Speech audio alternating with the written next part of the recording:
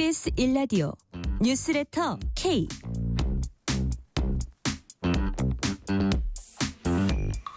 안녕하세요. 뉴스레터 K 진행하는 전종철입니다. 내란 특검이 국민의힘 원내대표실에 대한 세 번째 압수수색을 시도하자 국민의힘은 규탄대회를 열고 모래 위에 쌓아올린 정치특검 수사, 야당 말살 수사라고 강하게 반발했습니다.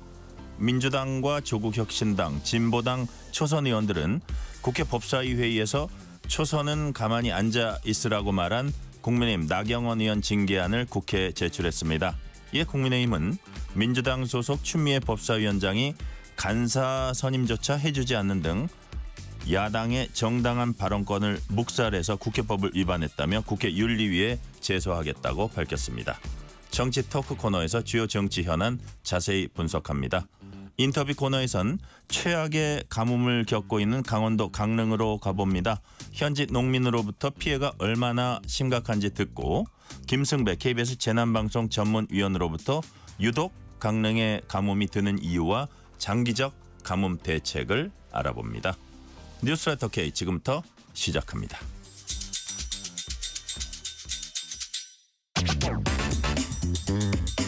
뉴스레터 K 정치 토크 김수민 시사평론가, 윤주진 국민의힘 미디어특위 위원 나오셨습니다. 어서 오세요. 네, 반갑습니다. 안녕하십니까?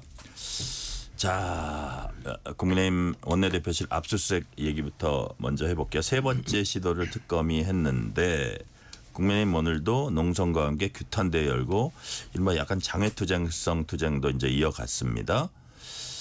자,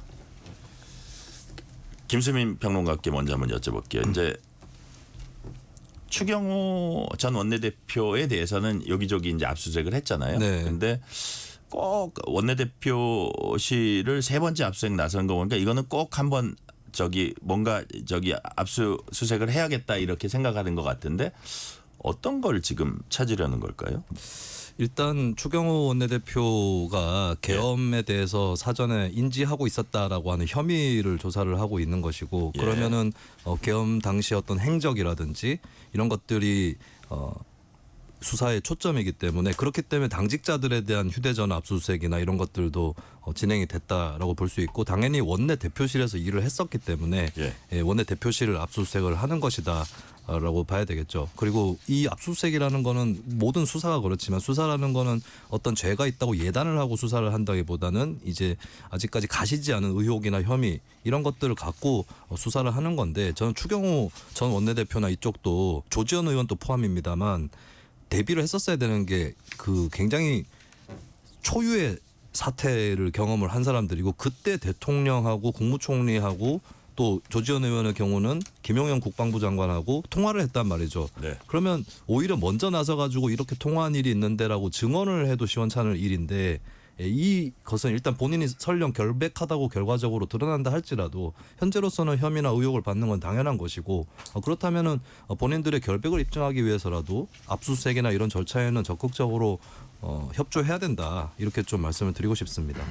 지금 압수수색의 뭐 당위성이라든지 이런 거를 김수민 평론가님이 말씀해 주셨는데, 예. 그럼에도 국민의힘이 이렇게 반대하는 이유가 뭡니까? 일단은 이 윤주진 위원님? 압수수색이 정말 불가피한 최후의 수단인가에 대해서 조금 의문이 드는 것은, 지금 추경호 만약에 원내대표가 그 당시에 비상계엄을 사전에 인지하고 있었다 하더라도 네. 그러한 것을 추측하거나 생각해 볼 수 있는 자료들이 원내대표실에 남아 있을 거라고는 사실 보긴 좀 어렵거든요. 원내대표실이라고 하는 것은 보통 원내 협상 전략이나 여러 가지 법안에 대한 처리, 또 원내 현안, 인사 이런 문제들에 대해서는 논의할 수 있어도 좀 과하다. 그러니까 원내대표실 전체, 그것도 기간도 심지어 이 추경호 원내대표가 된 시점으로부터 되게 광범위하게 잡혀 있어요. 그러면은 지금도 사실 특검이 혹시 의심하는 거는 별건을 노리는 거 아니야? 그러니까 비난을 받고 있는 이유 중에 하나가 지금 예를 들어서 김건희 집사 게이트 문제도 마찬가지죠. 정작 김건희 특검이라고 하는 이름에 걸맞게 김건희 여사에 대한 혐의를 잡아야 되는데 그걸 못 잡고 그냥 개인 기업의 배임과 횡령에 특검에 지금 오히려 초점 맞춰서 별건 수사를 가고 있거든요. 그런 것처럼 원내대표실이나 원내행정국을 굳이 수사할 필요가 있느냐, 또 그 기간도 이렇게 1년이나 넘게 광범위하게 잡을 필요가 있냐라는 것이고, 이미 추경호 원내대표랑 조지현 의원 등은 개인적으로 압수수색을 다 당했습니다. 그리고 당시에 원내대표를 보좌했던 사무처 당직자들도 휴대전화를 뺏기는 그런 사례가 있었기 때문에 원내대표실은 사실은 원내 정당에게 있어서는 가장 핵심적인 어떻게 보면 사령탑이기 때문에 여기를 직접 급습한다는 것은 사실 정당으로서는 받아들이기가 매우 어려운 과잉 수사라고 볼 수 있는 것이죠. 네. 자, 김수민 평론가님, 장동혁 대표가 이런저런 얘기를 많이 했습니다. 일단 한번 녹취를 들어보고 제가 질문을 드릴게요. 장동혁 대표 규탄대회에 앞서서 열린 최고위원회에서 특검을 특견으로 부르면서 강하게 반발했습니다. 장동혁 대표 얘기 들어보시겠습니다. 특견은 늘 주인을 물어뜯을 준비를 하고 있습니다. 권력의 추가 1도만 기울어도 특검의 칼은 곧바로 주인의 심장을 향할 것입니다.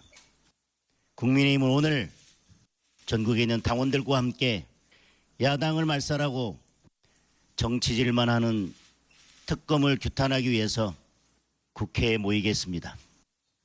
앞으로 국민의힘은 더 강하게, 더 넓게 500만 당원과 함께 싸워나가겠습니다. 이제 특검이 이재명 정권의 심장을 겨눌 날이 곧 다가올 것입니다.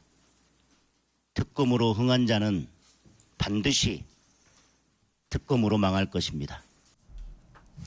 지금 김수민 평론가님, 여기 원내대표실이 지금 국회에 있는 국민의힘 원내대표실 말하는 거예요. 근데 보통 이제 당사를 이렇게 뭐 검찰이나 특검이 이렇게 갔을 때 대부분 성공하지 못한 경우가 많았는데 여기도 거의 당이라고 이제 생각을 하는 거죠. 그래서 야당 입장에서는 이게 정말 부당하다고 생각해서 저럴 수도 있고, 또 부당하다고 생각하는 거 플러스 응당 저러는 거는 지금까지 계속 이래 왔습니까? 어떻습니까? 지금 어떻게 될 것 같아요, 이 결론은? 일단 계속해서 막으려고 하는 것 같고. 네네. 그런데 좀 지적을 할 거는 뭐 당사도 아니고 국회 내부 공간이라는 점에서 더 국민의힘에서 반발을 하고 있는데, 근데 원내대표실은 국회에 있지만 정당 관련 공간입니다. 국회 사무처 공간도 아닌 것이고, 그리고 정당은 공공기관은 아닙니다. 이건 판례로 다 나와 있는 거라 정당법상으로도 자율적인 조직이라고 돼 있고, 그런데 그 정당 관련한 시설이나 공간이 국회에 있다는 이유로 사실 국회도 국회 사무처에 대한 압수수색도 얼마든지 진행을 할 수 있는 것이고, 예전에 패스트트랙 수사 때 검찰이 또 동영상이라든지 이런 것들 압수수색을 진행을 했던 거거든요. 그리고 임의 제출을 하면 어떻겠느냐는 얘기가 있는데, 임의 제출은 사실 그 당사자가 자발적으로 하는 것이기 때문에 거기서 만약에 자료에 뭔가 없다고 하면 그 사람이 또 의심을 받아요. 그러면 결국 압수수색을 해야 되는 겁니다. 그 압수수색에 대해서 자꾸 드라마를 이상하게 잘못 보신 분들이 막 그 울부짖는 사람들을 젖히고 파란 박스에 모조리 막 쓸어 담아가고 이런 걸 생각하시는데, 근데 드라마 비밀의 숲에도 굉장히 그 어떤 사람들을 허무하게 하는 장면이 나오는데, 압수수색을 하러 어디 통신기관에 가요. 그래서 뭘 하느냐, 이걸 찾아주세요 했더니 통신기관 관계자가 키보드를 쳐가지고 찾아줍니다. 이런 거거든요, 사실. 그래서 이게 뭐 전 자료를 다 갖고 가는 것도 아니고, 그걸 캐비넷에 넣어놓고 있다가 나중에 막 필요할 때 쓰고 이런 것이 아닙니다. 영장 목록이 다 정해져 있는 건데 이런 걸 가지고 이렇게 막아야 되는가. 저는 장동혁 대표가 2022년 10월 19일에 했던 발언을 상기시켜드리고 싶습니다. 그 당시 장동혁 원내 대변인이었는데, 민주연구원에 대한 압수수색이 진행이 될 때 압수수색 집행 거부는 결백을 증명할 수 없음을 자인하는 것이다. 이 발언을 장동혁 대표가 대변인 시절에 했던 발언이거든요.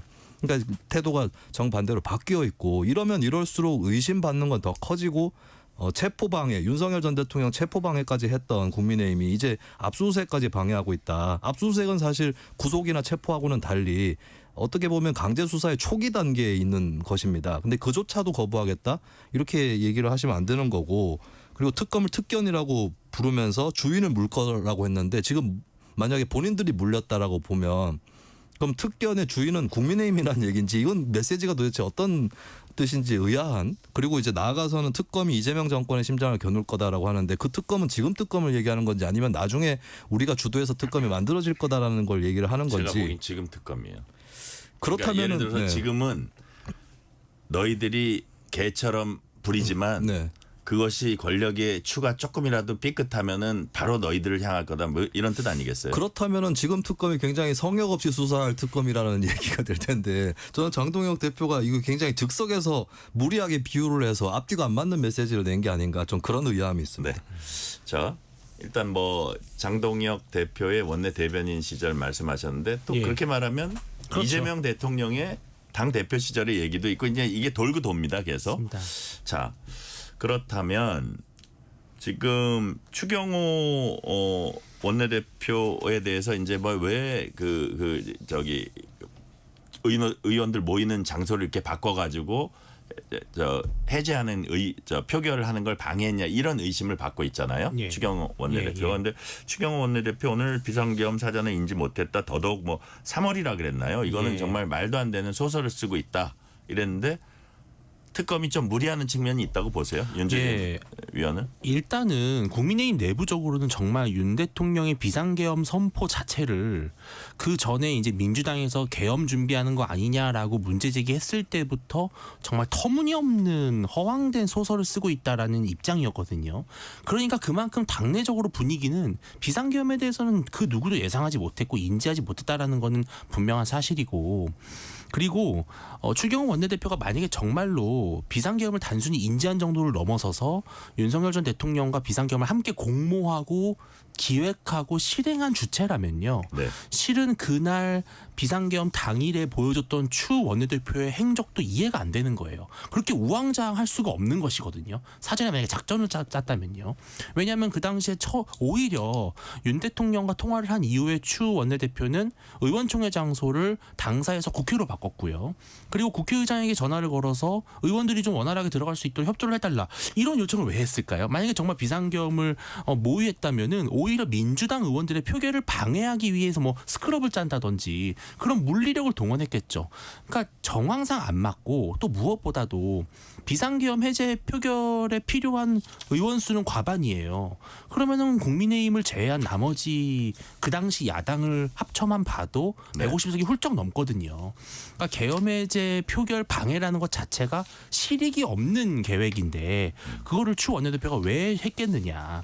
그러니까 저는 조금 너무 이거는 엉뚱한 것이고 적어도 특검이 이 수사를 하려면 반대편에서 증거가 나와야 돼요. 그러니까 윤 전 대통령이나 윤 대통령의 최측근 인사가 추경호 원내대표에게 비상계엄을 함께 알려줬고 기획했다는 정황이 그쪽에서 나왔을 때 그러면 정말로 압수수색을 할 명분이겠지만 사실은 거기도 뭐가 없는 거거든요. 네. 그러니까 안 나오니까 들쑤신다 이런 비판을 받을 수밖에 없는 거죠. 자, 국민의힘은 조은석 특검을 서울중앙지검에 직권남용으로 이제 고발했는데 이런 가운데 내란 특검이 한동훈 전 대표 의견 진상규명에 필요하다. 그러니까 한 전 대표를 부를 것 같아요. 네.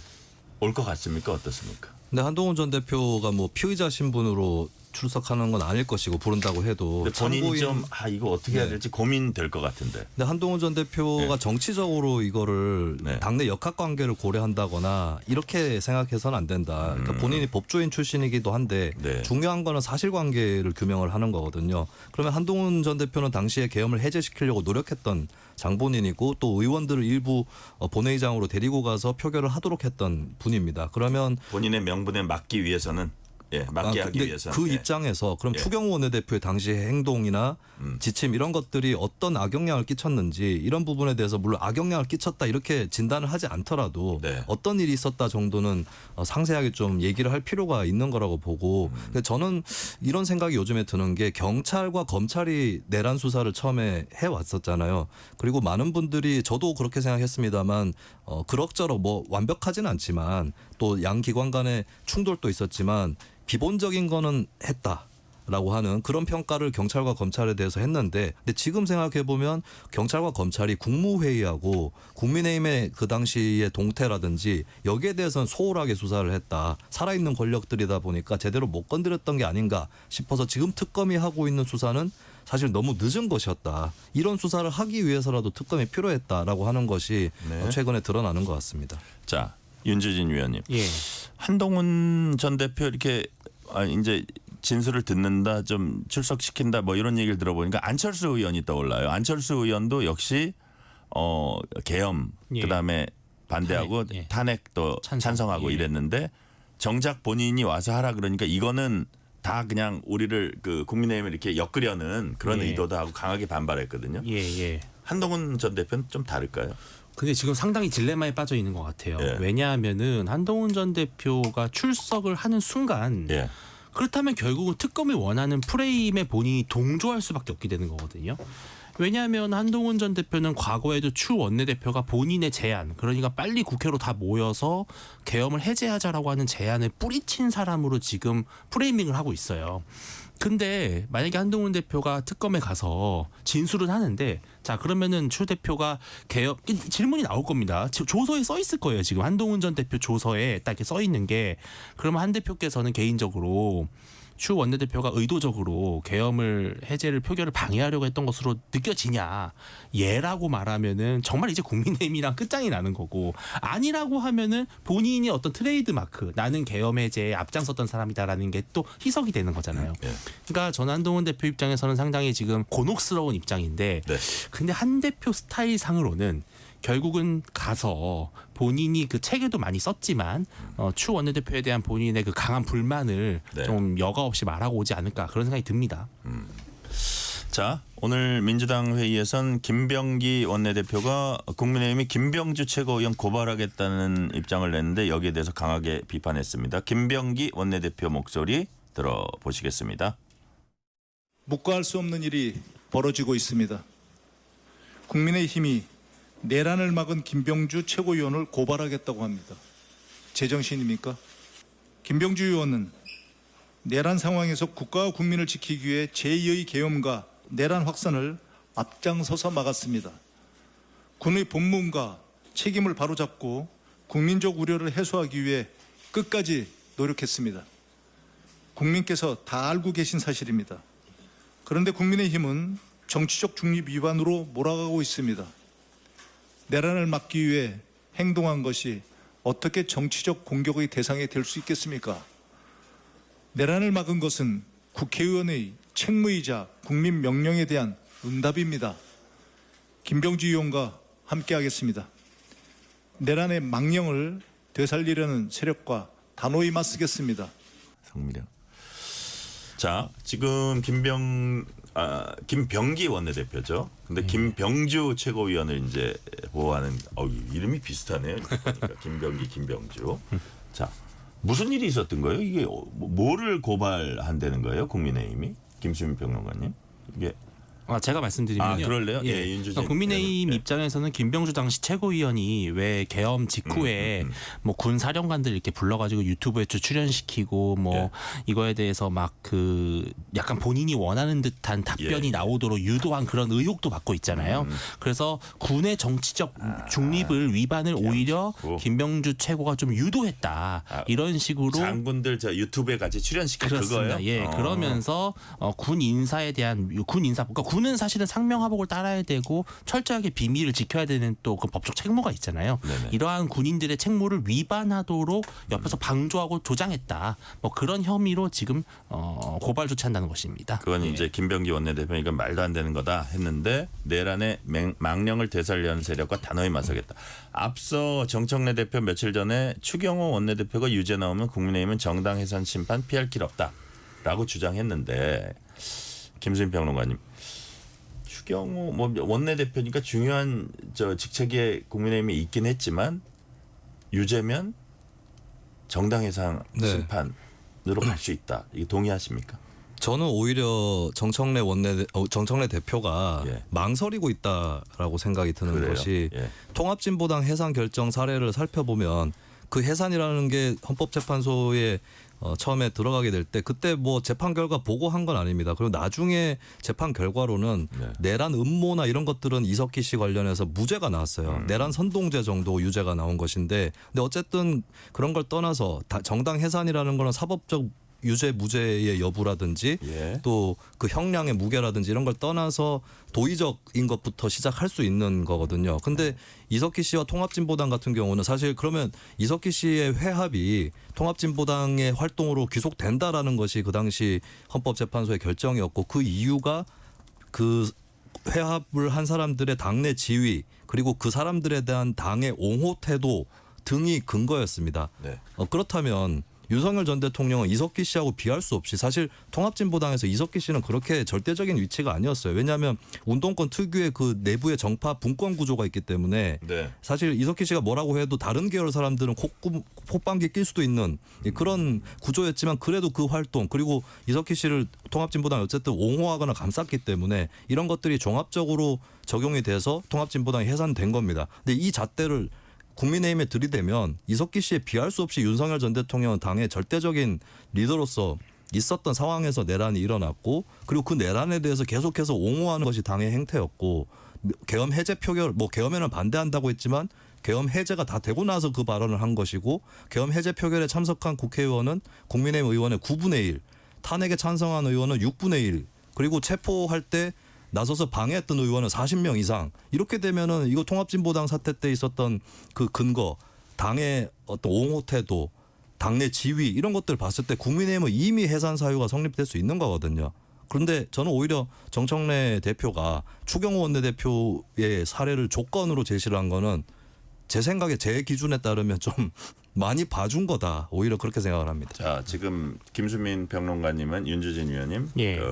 통합진보당 예를 들어가지고 이게 더 예. 훨씬 더 심한 정청래 대표가 말하듯이 10배, 100배 더 심한 이런 얘기를 하셨는데 예. 100석이 넘는 제1야당입니다. 그다음에 우리나라의 어쨌든 보수의 그 적통이라고 하시는 예, 적통이라고 할 수 있죠. 쭉 이어온 정당인데 예. 자 이거를 단순 비교할 수 있을지 모르지만 김수민 평론가님 말에 대해서 어떻게 동의하세요? 근데 이게 국민의힘과 통합진보당 사례는 저는 반대라고 말씀을 드리고 싶은 것이 당시에 법무부가 정당 해산 청구를 했고 헌법재판소가 결국은 해산을 받아들인 이유는 통합진보당의 어떤 개개인의 구성원의 문제가 아니라 통합진보당이라고 하는 정당 자체가 당시에 여러 정당이 만들어져서 합쳐지면서 이게 만들어진 과정 자체가 어쨌든 특정 노선이 다른 정당을 완전히 독식하기 위해서 만들어진 구조였고 그때 통합진보당의 강령이라고 할 수 있는 진보적 민주주의라고 하는 게 있었어요. 근데 이 진보적 민주주의를 어떻게 해석할 것이냐라는 다양한 의견이 있는데 통합진보당의 여러 가지 자료라든지 일련의 의정 활동이라든지 이러한 것들을 비춰봤을 때는 이것은 남한 정부를 전복하고 북한식 사회주의를 실현하겠다라고 하는 그런 의도가 다분히 보인다. 그러니까 통합진보당은 아예 태생 자체가 종북적인 어떤 목적성이 있다라고 본 거예요. 근데 국민의힘은 사실 국민의힘 구성원 중에 그 누구도 비상계엄을 찬성한 사람도 없고 만약에 윤석열 대통령이 내란죄로 처벌을 받다 하더라도 그 내란이라고 하는 혐의에 동조하거나 함께 이것을 계획한 사람은 국민의힘엔 적어도 없다라는 거죠. 그러면 국민의힘의 일부 개개인을 뭐 의원직을 박탈하는 그런 소송까지 가능할지 모르겠지만 네. 정당 자체를 붕괴시킬 만한 명분은 없을 것이다. 네. 네. 자 주제를 좀 바꿔서요. 법사위로 가봅니다. 나경원 의원 국민의힘 간사 선임 여부를 두고 여야가 또 충돌했고 추미애 위원장 오늘도 간사 선임 안건 올리지 않고 나경원 의원에게 초선은 가만히 앉아 있어라고 한 발언에 대해서 사과부터 하라고 했습니다. 동시에 이제 그 민주당, 조국혁신당, 진보당 초선 의원들은 나경원 의원 국회 윤리위에 이제 징계해 달라고 이렇게 올렸고요. 징계안이죠. 징계안 올렸고. 자, 김수민 평론가님 이게 그러니까 나경원 의원이 뭐 이 내란 사건에 관련된 거 아니냐, 혹은 뭐 패스트트랙 피의자 아니냐 이런 얘기들을 하는데, 자, 뭐 옛날에 박범계 의원은 법무장관도 했고 뭐 이것도 했고 네. 반박도 있고요. 자, 이게 법사위 운영과 관련한 이 문제가 더 큰 겁니까? 아니면 초선은 가만 앉아 있어? 이 양쪽이 지금 네. 비슷하게 부각되고 있는데 네. 어떤 게 더 본질이라고 보세요?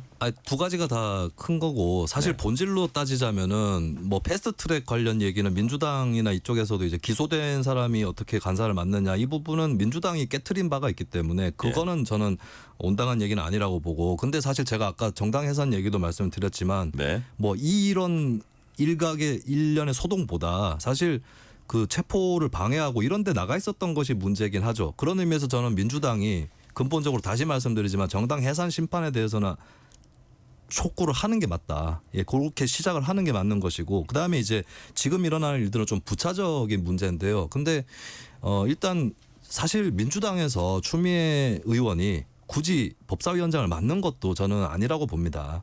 법사위가 한 3선 정도 되는 의원이 맡는 거고 추 의원께서는 법무부 장관도 하셨고 국회의장도 도전을 하셨고 후반기 국회의장으로도 유력한 후보로 거론이 되실 텐데 여당 대표도 했어요. 네, 그렇습니다. 그래서 법사위를 이렇게까지 키워야 되는가. 근데 더 웃긴 거는 그걸 또 간사로 들어가겠다고 나경원 의원이 하는 순간부터 더 웃겨졌다는 것이고 이거 좀 스스로를 객관화했으면 좋겠는 게 국민의힘에서는 아니 추미애 의원도 법사위원장 하지 않느냐 이런 얘기를 하려고 하겠지만 더 웃기게 된 거는 나 의원이 간사를 맡겠다고 하면서 더 웃기게 된 거거든요. 근데 그걸로도 모자라 가지고 초선 폄하 발언을 했다라고 하는 거 이거는 일이 이렇게 된 이상은 저는 사과는 물론이고 간사는 포기를 하는 게 맞다고 봅니다. 그리고 국민의힘 의원들 중에서도 40% 정도 초선 의원들이신데 이게 결국에 특정 정당을 모욕한 게 아니라 어떤 다선으로서의 권위주의와 초선에 대한 무시 이런 것들이 그냥 드러난 거거든요. 근데 만약에 사람이라는 게 사실 평소에 잘 살았던 분들도 부지불식 간의 차별의식이 드러나는 경우가 있긴 합니다. 그렇기 때문에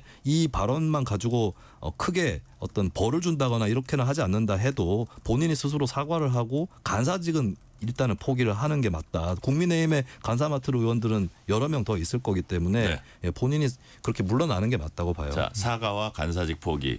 둘 다 하리라고 보세요? 둘 다 안 하리라고 보세요? 저는 사과할 이유가 없다고 생각을 해요. 왜냐하면 저는 선수가 중요하다고 보거든요.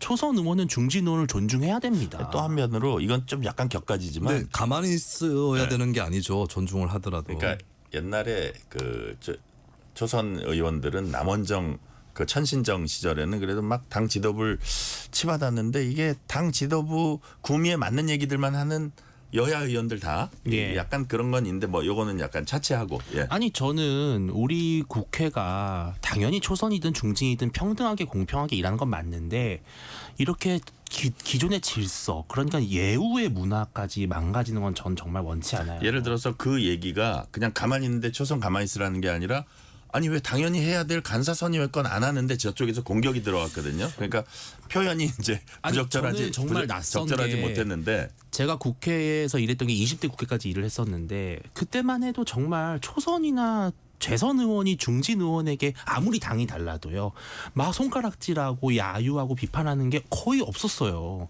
아니 박지원 의원도 그랬다는 거 아니에요. 초선이 정치를 그렇게 배우면 안 된다 그랬다는 거 아니겠습니까?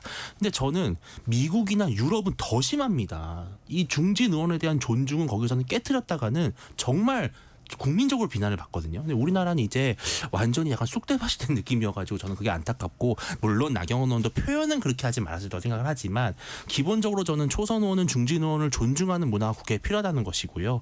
그리고 6선 법사위원장의 5선 간사 저는 좋은 카드라고 봐요. 왜냐하면 결국 이게 기싸움이고 이게 전략의 문제거든요. 그래서 언론은 매일 조명하고 있어요. 예, 요즘. 그리고 두 분이 사실 이게 윈윈 좋은 아니겠어요? 건지 나쁜 건지 몰라도. 예, 근데 저는 정당의 상임위 간사는 철저하게 자율적 영역이거든요. 이걸 갖고 다수당임을 감나라 배나라 한다는 거는 그건 정말 야당 그냥 인정하지 않겠다라는 거거든요. 저는 그래서 아마 추 위원장이 못 버틸 거라고 봅니다. 아 그래요? 예, 결국은 임명할 거라고 봐요. 자, 실시간 교통 상황 살펴봤습니다.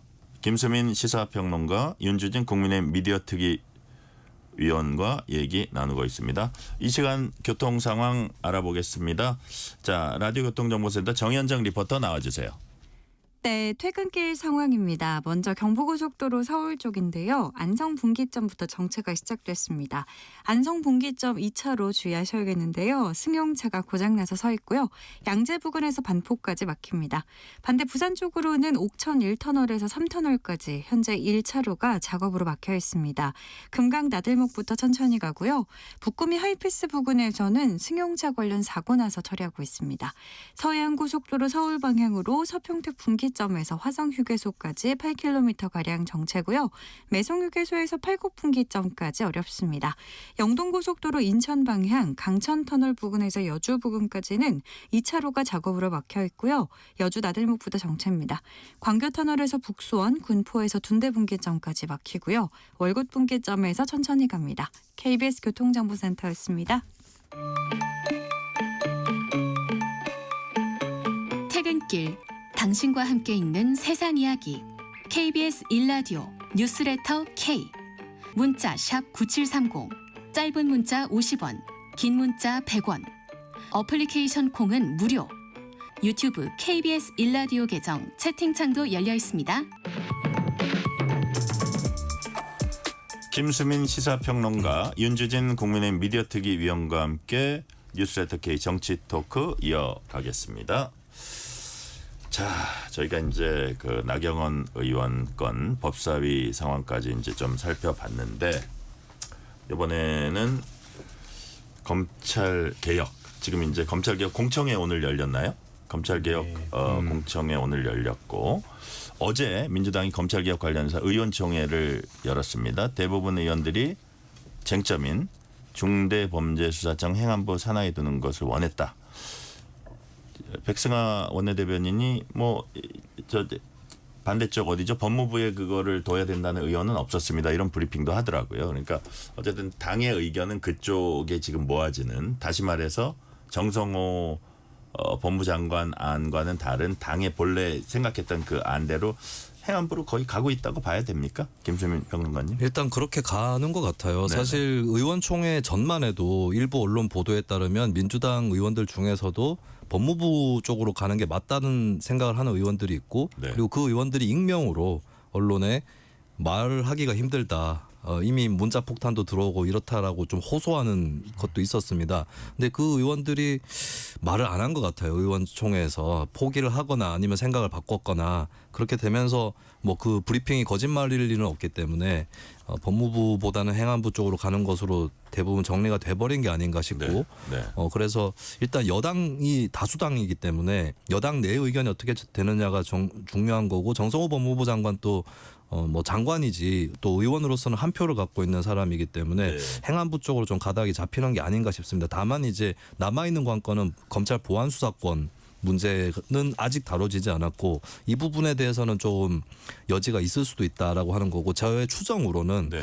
행안부로 가는 거를 반대했던 의원들이 한편으로는 그게 뭐 어느 부처로 가는지보다 더 중요한 게 보안 수사권일 수도 있는 것이고, 민주당에도 정성호 장관 외에도 보안 수사권은 검찰이 갖고 있어야 된다는 의견을 갖고 있는 의원들이 있는 것으로 아는데, 이 부처 부분을 포기하고 네. 보안 수사권을 좀 집중할 수도 있다. 뭐 그런 추정도 한번 해봅니다. 네.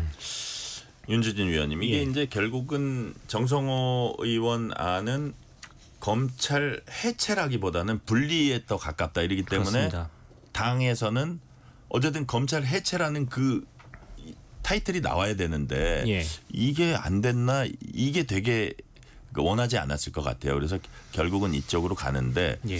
기능상으로 보면 어떤 게 더 합리적이라고 보세요? 저는 행안부로 가게 되면은, 일단은 행안부가 그렇게 되면은 경찰, 중수청, 그다음에 국가수사본부, 이 3대 대한민국 수사본부를 모두 움켜쥐는 공용 수사본부가 됩니다. 그러면 거기 안에서의 권력 남용은 어떻게 방지할 것이냐는 문제가 있고요.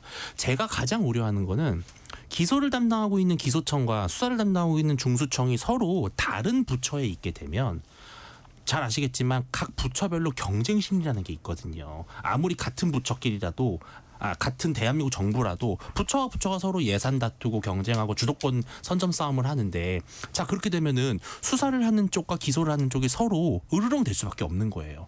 수사를 하는 쪽은 기소가 안 되면 솔직히 망신을 당하는 거잖아요. 그럼 어떻게 되겠습니까? 과잉 수사를 할 가능성이 높아질 거예요, 분명히. 또 기소 입장에서는 수사를 잘 해와도 뭔가 기소청의 어떤 지위, 상급기관 같은 느낌을 갖고 싶으면은 기소를 소극적으로 할 가능성이 있어요. 그러니까 이게 서로 상충되는 가능성이 전 있기 때문에, 저는 적어도 장관이라고 하는 컨트롤 타워 밑에서 중수청과 기소청이 원활하게 교류가 돼야 된다는 것이고요. 정성호 장관의 의도는 그거였던 것 같다. 그렇습니다. 그리고 너무 잘 아시겠지만 기소를 하는 검사가 수사에 대해서 어느 정도는 지휘를 할 수 있어야 기소가 유지가 되거든요. 근데 기소와 수사가 따로 논다? 그렇기 때문에 결국은 흉악범죄자들이 좋은 변호사 써가지고 기소를 피하는 그런 상황이 얼마든지 벌어질 수 있는 것이죠. 네. 중수청 위치 어느 산하냐 요 문제고, 또 이제 핫한 게 보안 수사권입니다. 검찰에게 보안 수사권 주냐. 최근에 이제 임은정 동부지검장인가요? 동부지검장이 이제 얘기를 해가지고 검찰 내에서도 또 약간 친여성향 여성 검사들한테도 막 비난을 받고 그랬는데, 아니 보안 수사권에 대해서 그렇게 얘기한다고? 정말 수사해본 거야? 뭐 거의 그런 식의 얘기를 하는데, 오늘 검찰총장 직무대행이 의사를 밝혔습니다. 보안 수사는 권한이 아닌 검찰의 의무다. 혹자는 검찰 수사의 90% 이상이 보안 수사라는 얘기도 하거든요. 자, 보안 수사 폐지 반대한다 이렇게 좀 명확하게 냈어요. 네. 김수민 평론가님은 이 부분은 어떻게 정리돼야 된다고 보세요? 일단 많이 가닥에 잡혀 있는 부분부터 살펴보고 이게 사회적 합의가 되어 있는 것부터 잘 살펴봐야 되는데 네. 검찰이 수사 개시를 하는 것은 바람직하지 않다. 이거는 많이 합의가 돼 있는 것 같아요. 그래서 어떤 인지 수사를 한다거나 이런 것들은 하지 않는 게 맞다. 그리고 해외 선진국 검찰들을 봐도 검찰의 수사 건수가 그렇게 많지는 않습니다. 예. 근데 과거에 우리나라 검찰은 직접 수사 건수가 상당히 많았죠. 근데 이미 이거는 많이 정리가 된 부분이 수사 건수는 줄어들었거든요. 그러면 이제 이거를 어떻게 수사를 좀 통제를 하고 또 기소를 제대로 할 거냐 이 문제인데 보안 수사권이 이거하고 분리될 수 있는 것이 아닙니다. 그렇기 때문에 공소 유지 주체 입장에서도 예를 들어서 경찰이 수사를 했는데 혐의는 너무 명백한데 네. 근거가 부족하다. 이러면 물론 현행 제도에서도 보안 수사 요구는 할 수 있지만 요구를 해봤자 실제로 최근에 사건 중에서도 요구를 했는데 경찰이 바로 며칠 만에 똑같은 자료를 넘기고 예. 이런 식의 일들이 있었거든요. 이렇게 되면은 이제 피해를 보는 건 피해자들입니다. 최근에 사건 처리에 드는 평균 기간이 상당히 늘어났고 피해자들이 계속 수사기관에 불려다니고 재판까지 가는데도 굉장히 그 명백하게 흉악한 그런 사건인데도 막 1년 넘게 걸리고 이런 것들이 최근에 검경 수사권 조정 때문에 있었거든요. 그러면 그런 보안 수사를 요구하는 게 아니라 그냥 검찰이 가져가서 보안 수사를 하는 게 낫습니다. 그런 걸 봤을 때는 이게 지금 이게 진보 보수의 문제가 아닌 게 진보 성향의 변호사들 네. 같은 경우도 지금 보안 수사까지 못하게 하면은 피해자들만 피해를 더 보게 된다 얘기를 하고 계시는 거고 그리고 저는 임은정 검사에 대해서 좀 임은정 검사가 임자를 만났다 이번에 안미연 검사가 어떤 분이냐 강원랜드 수사 외압 의혹을 폭로했던 네. 검사고 결코 국민의힘 코드로 도저히 볼래야 볼 수 없는 검사거든요. 그리고 후배 검사인데 임은정 검사가 과거에 소신 있게 윗선에 들이받았듯이 네. 안미연 검사가 지금 윗선인 임은정 검사한테 들이받는 거거든요. 근데 중대한 차이점이 두 명이 있습니다. 네. 한 명은 자리 제의를 받았을 때 자기는 안 갔다 그랬어요. 그러니까 이게 어떤 정권적인 정치적인 네. 그거에 의한 거로 자기가 느껴서 안 갔다. 그게 안미연이었던 것 같아요. 네, 근데 어쨌든 뭐 두 분 다 현직에 남아 계신데 네. 사실 검사 입장에서는 안미연 검사도 아마 직접 수사 개시라든지 이런 것들은 검찰이 이제 안 해야 된다는 쪽으로 생각을 하고 있을 거고 네. 검찰 구성원들도 그쪽으로는 많이 동의를 하고 있거든요. 그럼 이제 보안 수사권을 반대급부로 주는 거 이거는 이게 진보 보수의 문제가 아니라고 생각합니다. 네, 이 부분 그러니까 수사 역량하고 직결되는 문제인데 예. 어떻게 정리되는 게 바람직하다고 보세요? 저도 당연히 보안 수사권이 있어야 된다. 왜냐하면 이거는 현직에 있으면서 성범죄라든지 여러 가지 정치 사건이라든지 증거를 포착하기 어려운 네. 그런 수사들이 사실은 보안 수사가 중요한 부분이고 예, 예. 형사들이 중요한 핵심 증거를 잘 찾기는 한데요. 근데 문제는 찾아놓고 가져가면 이게 위법 수직 증거인 경우가 많은 거예요. 예, 그래서 검사들의 어떤 법률적 지위가 있어야 형사님들도 더 수사를 잘할 수 있다. 이게 이제 현직에 계신 분들의 많은 말씀이신데 저는 그럼에도 불구하고 김어준 씨 방송을 들어보면은 보안 수사권 안 줬으면 좋겠다라는 입장이 뚜렷해요. 네네. 그러면 저는 결국은 당은 보안 수사권도 완전히 박탈하는 쪽으로 가지 않을까 하는 생각이 듭니다. 자, 요 질문은 뭐 많이 우리가 요즘 하는 얘기니까 짧게 제가 여쭤보고 짧게 그냥 간단히 대답해 주세요. 자, 범여권이 이제 더 센 특검법 이제 지금 절차를 진행하고 있는데 뭐 인원 기한 연장 요 부분이 하나 있고 그다음에 1심 중계를 의무화하는 이 부분은 어떻게 평가하세요, 김수민 평론가님? 네, 특검은 워낙 방대한 사건을 상대로 수사를 하고 있고 지금도 네. 어느 정도 사실관계를 규명하는 등의 성과가 있거든요. 근데 아직까지도 갈 길이 많이 남았다는 것 역시 현실이기 때문에 특검을 연장하거나 또 인력을 좀 키우는 부분 이런 것들은 불가피한 것 같습니다. 그래서 이거를 억지스럽게 뭐 정치적으로 야당을 몰아붙이기 위한 특검이다 이렇게 보면 안 될 것 같고요. 왜냐하면 이게 특검이 하지 않는다고 해도 수사가 덜 끝나거나 공소유지를 하게 되는 게 또 검찰에서 해야 될 건데 그럼 네네. 검찰이 하면 봐줄 것 같은 것인가 이렇게 물을 수밖에 없는 것 같아요. 그래서 그리고 특검의 시한 연장 이런 것들은 수사를 해보고 나서 할 수 있는 것으로 어느 정도 전제가 돼 있었던 거기 때문에 그런 것들은 이제 뭐 어쩔 수 없이 네. 뭐 특검이 길어지는 게 꼭 바람직하진 않다고 해도 현실상 해야 되는 일이라고 보여집니다.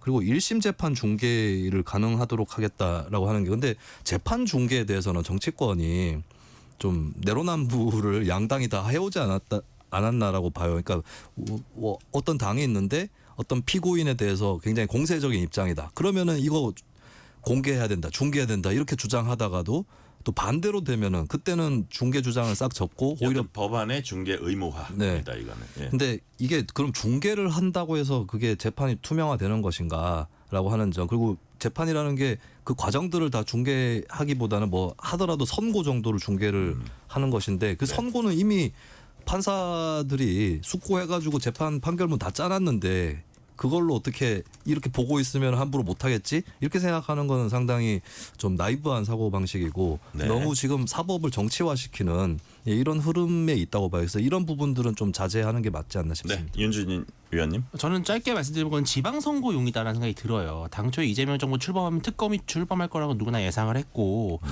그러면 특검이 적어도 12월에는 다 끝을 내고 6개월 동안만 수사하고 다음 지방선거까지는 이제 특검이 영향을 미치지 않는 그런 깔끔한 특검이 되지 않겠냐라는 기대가 있었는데 네. 이제 이 특검 연장은 완전히 수사를 더 늘려서 기소 시점을 거의 5월, 6월에 맞춰버리는 그런 지방선거와 맞물려 있는 것이고요. 또 마침 재판 중계도 마찬가지죠. 생중계되는 재판을 보면서 국민들이 아무래도 국민의힘에 좀 더 비판적일 수밖에 없기 때문에 다분히 좀 지방선거를 의식한 그리고 지금 현재까지 특검이 뭐 별로 건진 게 없다라는 걸 좀 자백하는 그런 연장법이 아닌가 싶습니다. 네, 이재명 대통령이 취임 후 처음으로 한국노총, 민주노총, 양대노총 위원장과 오찬을 함께 했는데 자, 또 이재명 대통령에 대해서 여론조사 결과가 나왔습니다. 자, 엠브레인 퍼블릭, K스탯 리서치, 코리아 리서치, 한국 리서치가 지난 1일부터 3일까지 만 18세 이상 남녀 1,005명 대상으로 전국 지표 조사를 했습니다.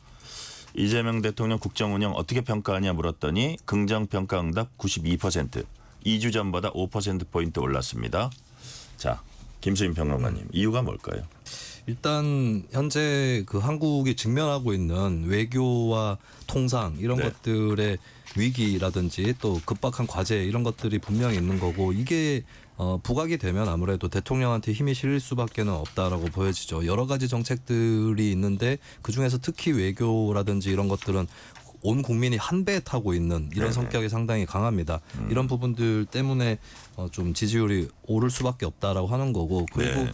이게 야당에서도 좀 교훈을 얻어야 될 것이 자꾸 저주하듯이 해버리면 그 저주가 안 먹힌다 싶을 때 지지율이 올라버리거든요. 그래서 정부가 기본적인 것만 잘하는 수준인데도 이런 경우에도 야당에서 너무 지나치게 저주를 해버리면 기본만 선방을 해도 지지율이 오르는 이런 결과가 나온다. 그래서 외교 안보에 대해서는 이재명 정부에 대해서 야당이 뭔가 얘기를 할 때는 뭐 저주라든지 혹은 어떤 낭설이나 이런 것들 부풀리기보다는 이렇게 해라. 구체적으로 이런 거를 따와야 된다. 이렇게 주문하는 것이 훨씬 현명한 길이 될 거다라고 말씀드립니다. 제가 얘기를 할 때 62%라 그랬죠? 예. 62%? 예. 예. 윤진희 위원님. 예. 지금 집권초 62%. 예. 어쨌든 2주 전보다는 5%포인트 올랐습니다. 정상회담, 정상외교 어떤 그 영향도 있을 텐데 어떻게 이 수치는 어떻게 평가를 하세요? 당연히 정상외교 순방 그 자체가 당연히 대통령에게는 호재입니다. 그건 어느 대통령이나 마찬가지였어요. 저는 그래서 오히려 별로 이렇게 국민들이 크게 기대했던 정상회담 일정에 비했을 때는 지지율의 상승폭이 아마 이재명 정부가 예상했던 만큼은 아니었을 것이다라는 생각이 들고요.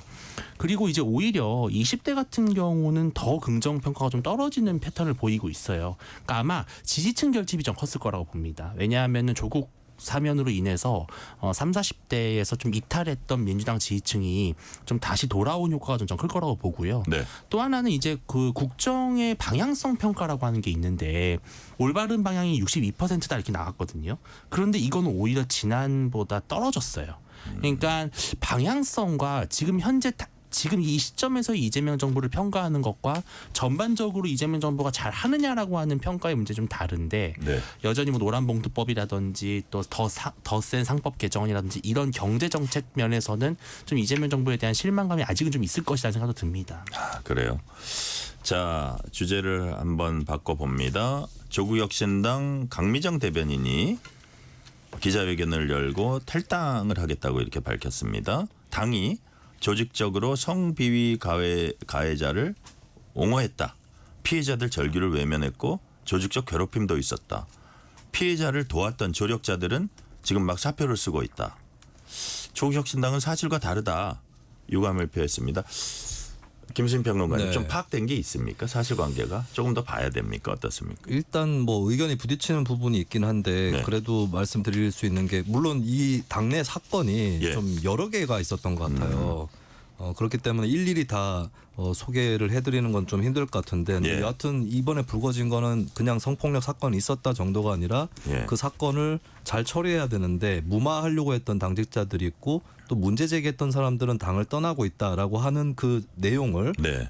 대변인이었던 강미정 당원이 이제 제기를 하면서 탈당을 한다라고 얘기를 한 것이고, 근데 어느 정도는 그 성폭력 사건 중에 뭐 다는 아닐지라도 문제가 있다라고 해서 당내에서 처리 절차가 있었던 것으로 알려졌었거든요. 네. 근데 그런 것들이 글쎄요 그 엎어진 것인지 아니면 처리되는 듯 하다가 또 다른 말들이 나와서 관계자들을 괴롭힌 것인지 네. 이건 더 지켜봐야 되겠습니다만 어쨌든 이제 추가 가해 논란들이 있는 것이고 그리고 여기에 이제 더 논란이 커진 것이 다른 당이죠. 사실 최광욱 민주당 교육연수원장이 근데 조국혁신당 당원들 상대로 지난달 하순에 강연을 했는데 네네. 그 과정에서 그 성폭력 이 문제가 그렇게 중요한 거냐. 당에 지금 뭐 다른 문제도 있고 뭐 조국 전 대표도 감옥 갔고 뭐 그랬었는데 이게 그렇게 중요한 문제냐. 이 발언을 한 것이 이제 추가 가해 논란에 직면을 해 있는 상태입니다. 그러니까요. 뭐 약간 뭐 돼지 뭐 이런 얘기도 나오는 것 같은데 예. 정청래 대표가 긴급 지시를 했습니다. 긴급 진상조사 과연 2차 가해 있었는지 그 당 윤리감찰단에 긴급 조사 지시한 걸로 봐서는 지금 드러난 게 어느 정도 사실로 확인되면은 좀 조치가 있을 것 같기도 한데 예. 자, 요 상황 예. 그 예를 들어서 최강욱 전 의원의 얘기 예. 이건 어떻게 평가하세요? 이거는 전형적인 2차 가해에 해당할 수 있는 것이죠. 왜냐하면은 그 성비위를 일으킨 사람은 결국은 제명 처리가 됐어요. 조국혁신당에서. 그럼 제명 처리가 됐다라고 하는 거는 어쨌든 뭐 그게 솜방망이 징계든 뭐가 됐든 팩트로 봤을 때는 성비위가 있었다. 네. 성적 그런 범죄적인 행위가 있었다라는 거는 이제는 분명히 드러난 거거든요. 근데 이러한 것에 대해서 이제 최강욱 원장이 뭐 그게 뭐가 그렇게 중요한 문제냐는 식으로 한 것은 결국은 약간 피해자들이 뭔가 피해 사실을 부풀렸다든지 아니면 불필요한 문제 제기를 해가지고 조국혁신당을 뭔가 위기에 몰아넣었다든지 이런 네. 식의 책임 전가의 뭐 그 메시지로 볼 수 있기 때문에 당연히 당 대표인 정청래 대표는 기민하게 움직여서 진상 조사를 할 것으로 보이는데 아마 저는 이게 또 최강욱 원장은 버티기로 할 것으로 보이고 그래서 결국은 윤리위를 열고 징계를 하는 그런 강수를 두지 않을까 보입니다. 그런데 이 문제가 조국혁신당에서는 사실 뭐 대선이라든지 여러 가지 뭐 특검이라든지 이런 문제들 좀 그 묻혀있던 경향은 있는데 네. 사실은 당 이거 꽤 오래된 일이라면서요? 예, 지난 4월에 있었던 일이고요. 당 내에서도 뭐 김재원 의원이나 백선희 의원 이런 여러 현직 의원들도 이거 너무 제대로 진상조사 안 하고 있다라고 문제 제기를 했고 네. 심지어 여성 위원장 같은 경우는 사퇴까지 했어요. 이게 너무 제대로 잘 되고 있지 않는다라는 불만을 갖고 그래서 이 강미정 대변인이 사실 처음이 아니에요. 그리고 그동안 계속 구조적으로 누적되어 왔던 문제인데 근데 왜 이게 문제가 되는 거냐면 조국 대표가 나왔잖아요. 예. 그러면은 조국 대표가 이제 사실은 조국혁신당의 가장 큰 지분을 갖고 있는 분이잖아요. 지금은 무슨 원장이지만 예. 사실상 그렇죠. 예. 뭐 사실은 거의 유일한 대권 주자라면. 근데 오늘 사찰인가 어디 조계산지 어디 갔는데 기자들이 물었습니다. 예. 왜냐하면 그 대변인 오늘 사퇴한 대변인이 그 감옥에도 그 글을 보냈다는 맞습니다. 거예요. 오죽 답답하면. 답장도 보냈대요. 그래서 심지어. 네. 어떻게 됐냐 그랬더니 대답을 피하면서 여긴 사찰이니까 나중에 대답하겠습니다. 그렇습니다. 그건 어떻게 보세요? 그러니까 이거죠. 그동안 그러면은 조국혁신당의 이 문제가 제대로 처리되지 않은 게 어떻게 보면은 실질적인 당대표가 부재하긴 상황이기 때문에 누가 제대로 된 의사결정을 못 내리는 거 아니냐 이렇게라도 볼 수 있었는데 네. 이제 조국 대표가 나왔으면은 정말 이제 문제를 해결해야 되는데 이마저도 외면하고 있다. 네. 그래서 더더욱 이제 실망감이 좀 커졌다 이렇게 볼 수 있는 것이죠. 지금 시간이 한 1분 남았는데 제가 시진핑과 푸틴에 대한 질문 하나 드릴게요. 두 사람이 갑자기 너무 싹 걸어오다가 네. 마이크 켜져 있는지 모르고 장생불사에 관한 얘기를 하는 시진핑 예전엔 70세도 드물었는데 요즘 70세는 어린아이야. 150살까지 살 수 있어 했더니 푸틴이 장기는 끊임없이 이식될 수 있다. 당신 오래 살 수 있어. 심지어 불멸도 가능하다. 영생도 가능하다. 와, 이 세계에서 손꼽히는 권력자들의 이 대화 딱 보고 한 말씀으로 어떤 거 느끼셨습니까? 나 아직 한참 남았으니까 네. 절대 내 자리 넘보지 마. 그거예요? 전 일부러 내보낸 것 같아요. 그래요? 일부러 마이크 켜져 있는 줄 알고 김수민 평론가님. 저는 뭐 세상 모든 지도자분들께 충고를 해드리고 싶은데 끝이 없는 건 없습니다. 그러니까 끝난 이후에 또 체제가 있는 건데 그때는 대비돼 있느냐, 그때 후배들이 고생하지 않을 수 있는 대비가 돼 있느냐, 그 걱정을 하시는 게 맞다고 봅니다. 그러니까요. 그 권력자들의 영생 혹은 장생에 관한 얘기. 오늘 말씀 여기까지 듣겠습니다. 지금까지 윤주진 국민의힘 미디어특위위원, 김수민 시사평론가였습니다. 오늘 말씀 감사합니다. 고맙습니다. 감사합니다. 뉴스레터 K 1부 마치고 2부가 이어집니다.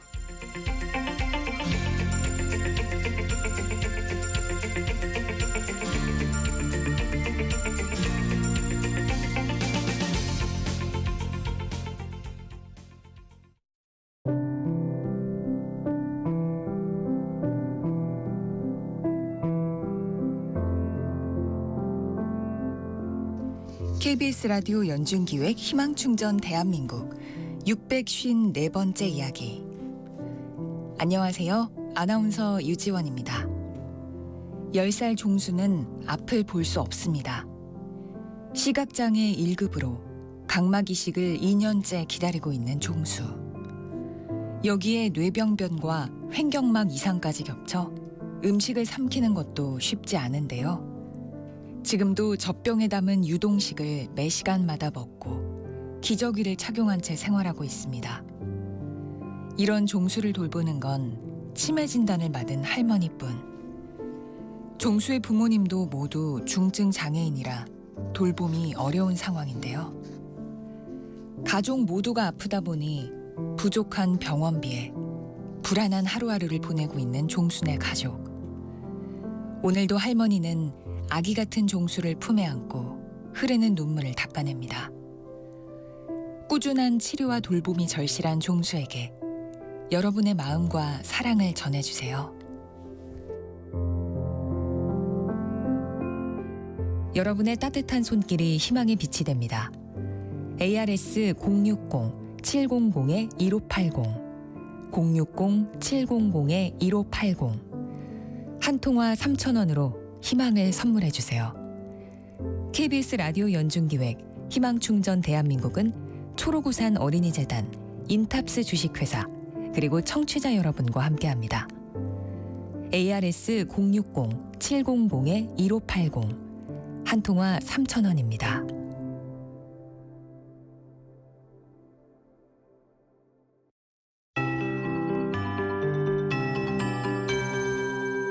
KBS 58분 날씨. 오늘 북쪽을 지나는 기압골의 영향을 주로 받아서 중부지방을 중심으로 비 온 곳이 많았습니다. 지금 동풍의 영향을 받고 있는 중으로 내일 새벽까지 영동 및 경북 동해안을 중심으로 5에서 20mm 정도의 비가 더 내리겠습니다. 그리고 오늘 밤에 충청 이남 지역으로 5에서 60mm 소나기가 예보돼 있는데요. 천둥, 번개, 돌풍 등 안전사고에 유의하셔야겠습니다. 또다시 주말에 비 내리는 곳이 많아지겠습니다. 토요일 오전 수도권 등 중서부 지방의 비를 시작으로 이후 강수대가 점차 남하하겠습니다. 그리고 발달을 동시에 하면서 비가 내리겠는데 이날 하루 동안은 일단 서울 등 수도권으로 10에서 60mm, 그 밖의 지역 5에서 40mm의 비가 예상되고 있습니다. 다음 날까지도 이어지겠습니다. 한편 남부와 제주에는 폭염특보가 발효 중입니다. 최고 체감온도 33도 안팎을 당분간 유지하겠고요. 해안과 제주에는 열대야 지속되는 곳이 있어서 건강관리에 유의하셔야겠습니다. 금요일인 내일 다른 지역은 대부분 구름이 많이 끼겠습니다. 내일 아침 기온은 서울 24도 등 20에서 26도, 낮 기온은 서울 33도 등 28도에서 34도가 되겠습니다. 내일까지 경남권 해안과 동해안으로 바람이 강하겠고요. 내일 새벽에 안개 짙은 곳 많겠습니다.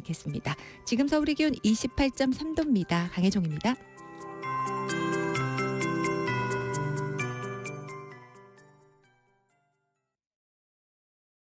정성을 다하는 국민의 방송 KBS가 6시를 알려드립니다. AM 711kHz, FM 97.3MHz, KBS 1라디오입니다. HLKA.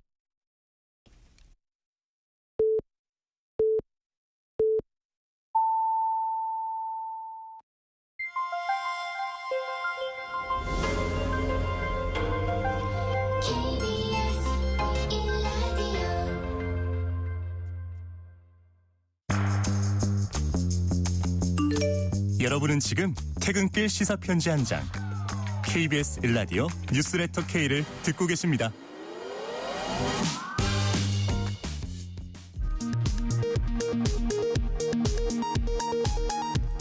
이 시각 라디오 정보센터 뉴스입니다. 이재명 대통령이 취임 후 처음으로 양대 노총위원장을 만나 오찬 회동을 갖고 노동 존중 사회와 기업하기 좋은 나라는 충분히 양립할 수 있고 또 양립해야 된다면서 노사 간 대화를 강조했습니다. 양대 노총은 정년 연장 논의와 적폐 청산 등을 요청했습니다. 내란 특검팀이 국회 계엄 해제 방해 의혹을 수사하기 위해 국민의힘 원내대표실에 대한 압수수색을 사흘째 시도하고 있습니다. 통일교 측 정관 변호사가 김건희 특검팀의 수장인 민중기 특검을 만났다는 KBS의 단독 보도와 관련해 특검팀은 인사를 했을 뿐이라는 공식 입장을 밝혔습니다. 국민의힘 나경원 의원의 국회 법사위 간사 선임 여부를 놓고 오늘도 여야가 충돌한 가운데 민주당 등 초선 의원들이 나 의원의 발언을 문제 삼아 국회에 징계를 요청했습니다. 법사위 검찰개혁 공청회에서도 여야가 충돌한 가운데 노만석 검찰총장 직무대행은 검찰 보안수사 폐지에 반대 입장을 밝혔습니다. 뉴스타파의 김만배 신앙림 녹취 파일 인용 보도로 과징금 부과 처분을 받은 KBS가 제재 처분을 취소해달라며 방송통신위원회를 상대로 낸 소송에서 승소했습니다. 북한 노동당 기관지 노동신문이 김정은 국무위원장이 어제 중국 전승절 80주년 기념 열병식에 참석한 모습을 대서특필했습니다.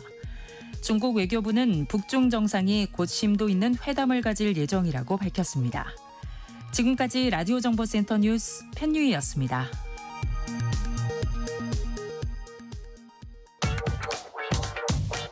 뉴스의 진수를 보여주는 인터뷰. 뉴 진수. 강원도 강릉에 역대급 극심한 가뭄이 이어지고 있습니다. 강릉 지역 주요 상수원인 오봉저수지 저수율이 15% 이하로 떨어지면서 식수와 농업용수, 공공시설, 물 공급이 큰 어려움을 겪고 있습니다. 농작물 피해가 확산되고 있고 공중화장실 운영까지 중단될 정도입니다. 도시 전체가 가뭄과 전쟁을 치르고 있는 강릉, 현장에선 어떤 일이 일어나고 있는지 또 왜 이런 극심한 가뭄이 찾아오는 건지 강릉 지역 농민단체 관계자와 전문가 모시고 차례로 얘기 들어봅니다. 먼저 한종일 강릉시 농민회 사무국장 전화 연결돼 있습니다. 한종일 사무국장님 안녕하세요. 네, 안녕하세요. 가뭄 대응 바쁘실 텐데 이렇게 방송 참여 시간 내주셔서 진심으로 감사드립니다. 네. 자, 농민들은 정말 가슴이 타들어갈 것 같습니다. 언론 보도 보면은 농민들이 이런 말씀하셨다는 겁니다. 평생 이런 가뭄은 처음 본다. 지금 사무국장님 보시기에 현장의 어떤 농사라든지 농작물 상황 어느 정도로 심각합니까? 네, 먼저 저도 살다 이런 가뭄이 처음이고. 아, 그렇습니까? 그리고 고령이신 분들도 처음 겪으신다고 하십니다. 네. 농작물이라면 여러 가지가 많겠지만 대파, 배추, 무, 고추 등 밭작물들이 많이 말라 죽어가고 있으면서 네. 또 과실류도 그렇고요. 그리고 온갖 작물이 가뭄과 폭염으로 피해를 입었습니다. 예. 덧붙여서 벼도 생육이 잘 안 된 농가가 많고요. 아, 벼도요. 예. 네. 그리고 거기는 또 물이 많이 필요하잖아요. 그래서 물이 필요해가지고 양수기나 스프링클러들을 그런 것들을 작물 주는데 사용해도 한계가 있고요. 또 그리고 뭐 그간의 정책상이나 뭐 산업 특성상 저소득층이 대부분인 농민들은 뭐 허탈하기만 합니다. 예. 그러니까요. 네. 저기 국장님, 이 예를 네. 들어서 제가 아까 뭐 가슴이 타들어가실 것 같다고 이제 말씀을 했는데 네. 정말 밭이 지금 타들어가지 않을까 이런 생각이 드는데 그 피해가 그냥 예를 들어서 어느 정도입니까? 그러니까 도저히 어떤 수익을 올릴 수 없을 정도로 그렇게 그런 피해가 분들이 많습니까? 많죠. 뭐 언론에도 나온 뭐 대파가 허리춤까지 자라야 되는데 예. 다 말라가지고 죽고 있고 아, 그리고 뭐 어떤 분들도 만평 규모로 산나물을 재배하는 분도 산나물을 그냥 갈아 엎어야 되는 상황이고 그래요. 배추 같은 것도 그렇고 특성상 어떤 분들은 어떤 데는 조금 그나마 나은 데도 있고 어떤 네. 분들은 어떤 농가는 완전히 망했고 뭐 그렇죠. 그러니까요. 네. 거기 강릉 지역이 뭐가 제일 그 농산물 중에 가장 대표적인 작물입니까? 뭐 감자라고 할 수 있겠죠. 감자요? 감자도 배추. 감자 농사도 지금 안 좋아요? 감자 농사도 썩 좋지는 않습니다. 감자 알이 작아요. 그래요. 예. 이게 결정적인 물이 없으니까. 예. 감자 농사 아까 말씀하신 대파, 고추 그다음에 과실료까지 모두 아주 예. 심각하다는 말씀이시네요. 예. 예. 자, 그래서 지금 이제 강릉에서는 농업 용수 공급이 아예 중단된 걸로 전해졌습니다. 제한급수 이뤄지다가 오봉 저수지 상황이 안 좋아져서 지난달 30일인가요? 재난사태 선포한 게요. 30일 이후에는 아예 공급이 예. 중단됐다 이렇게 제가 언론 보도에서 봤거든요. 예. 그럼 지금 농작물에 물을 거의 못 주고 계신 거예요? 예, 못 주고 있죠. 저수질이 아시다시피 식수 공급 한계선인 15%도 떨어지면서 네. 그 행안부에서 재난 사태를 8월 30일에 선포하고 네. 그리고 강릉시에서는 오봉저수지를 포함한 농업용수 공급을 중단하고 제한급수를 시행하고 있고요. 네네. 그래서 이로 인해서 뭐 농작물에 물이 주기 어려운 상황이고, 그러면서 전면 중단하고 제한급수를 시행하니까 더 이상의 희망과 뭐 해결책들이 없는 상황이니까 네. 강릉시 농민회에서도 2025년 농사 포기 선언을 발표했죠. 예. 농사 포기 선언까지 발표를 하신 거예요? 예. 그랬군요. 정말 심각한데. 그리고 제가 살짝 또 그 궁금한 게 우리가 이제 가뭄하면 강릉 하는데 강릉 인근 지역에 강릉처럼 가뭄이 심각한 그런 지역 같이 있는 지역이 있습니까? 아니면 진짜 강릉만 그럽니까? 강릉만 유독 그렇죠. 그래요? 예. 그 근처에 인접한 다른 시군은 이 정도 되는 데는 없어요? 예, 많이 차이가 나죠. 예. 속초 같은 데는 뭐 지하댐을 잘 지어가지고 그 빗물을 받아가지고 모아놨다가 이제 쓰는 방식. 예. 예. 그래가지고 전혀 지장이 없고 오히려 뭐 물 축제를 얼마 전에 했고요. 속초 같은 데. 속초에서는 원래 물 축제할 정도다. 야, 좀 야속해 보이기도 할 텐데. 근데 여하튼 그 강릉 지역이 뭐 구조적으로도 그렇고 그냥 자연적으로도 그냥 비가 너무 안 내린 게 올해는 컸어요. 우리가 약간 구조적인 문제는 나중에 또 전문가하고도 제가 따져보도록 하고. 자, 우리가 오봉저수지 많이 얘기하잖아요, 국장님. 언급 많이 하면 그만큼 이제 주요 급수원인데 오봉저수지 말고는 좀 급수원 없습니까? 뭐 대책까지는 아니더라도 보조할? 뭐 오봉저수지 말고 약간 규모가 급수원. 작은 저수지에서요. 예. 소방차로 물을 실어가지고 용수 공급에 조금 쉼통을 트이는 것으로도 알고 있어요. 작은 저수지가 있긴 있다 이거. 이 정도 큰 저수지는 아니어도. 그렇죠. 저수지가 한 10개 가까이 있죠. 예.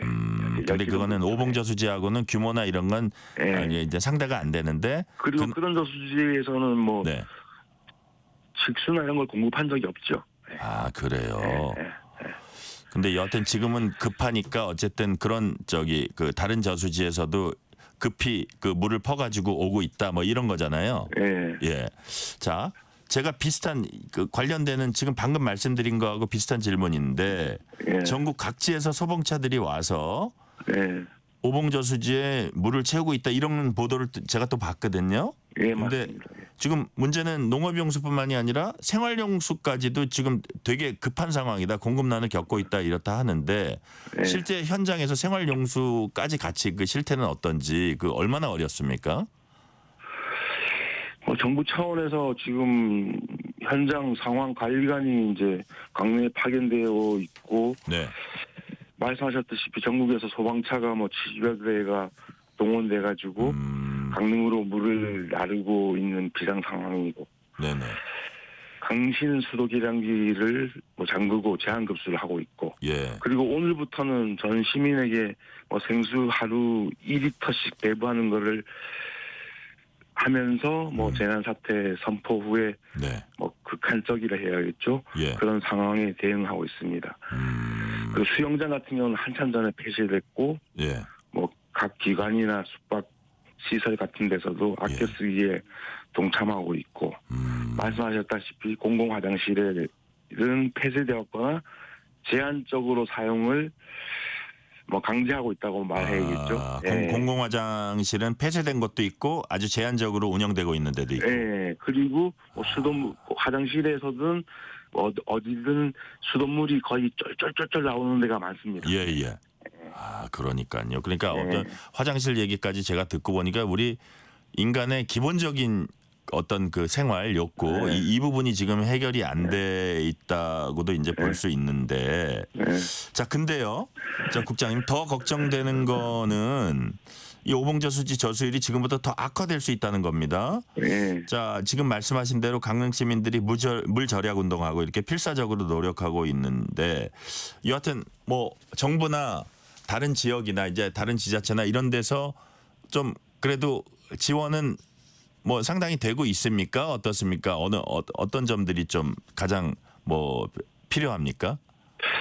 아무래도 재난 사태 선포를 하고 뭐 정부에서까지도 관심을 보이고 책임을 지려 하는데 뭐 가뭄 극복을 위해서 강릉 시민들은 물 전략을 적극 실천하고 있지만 뭐 아무래도 정부나 타 지자체 뭐 각종 단체 등의 즉각적인 물 공급이 아무래도 절실하겠고요. 네네. 그리고 뭐 특히 국가 소방 동원령을 발령해가지고 육해 공군과 해경에서도 나서고 있고.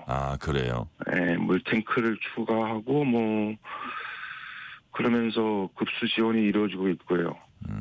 그리고 남대천물을요, 강릉이 젖줄이 남대천이거든요. 남대천이요. 예. 남대천물을 오봉저수지로 다시 보내는 그런 걸 하면서 취선 확보 노력을 진행 중이고요. 네, 그렇군요. 그래서 뭐 이게 강시만 열심히 한다고 되는 상황이 아닐 수 있으니까 이 상황을 극복하기 위해서는 강시를 뛰어넘는 뭐 상급 기관이나 뭐 그런 정부 기관이나 뭐 어떤 데서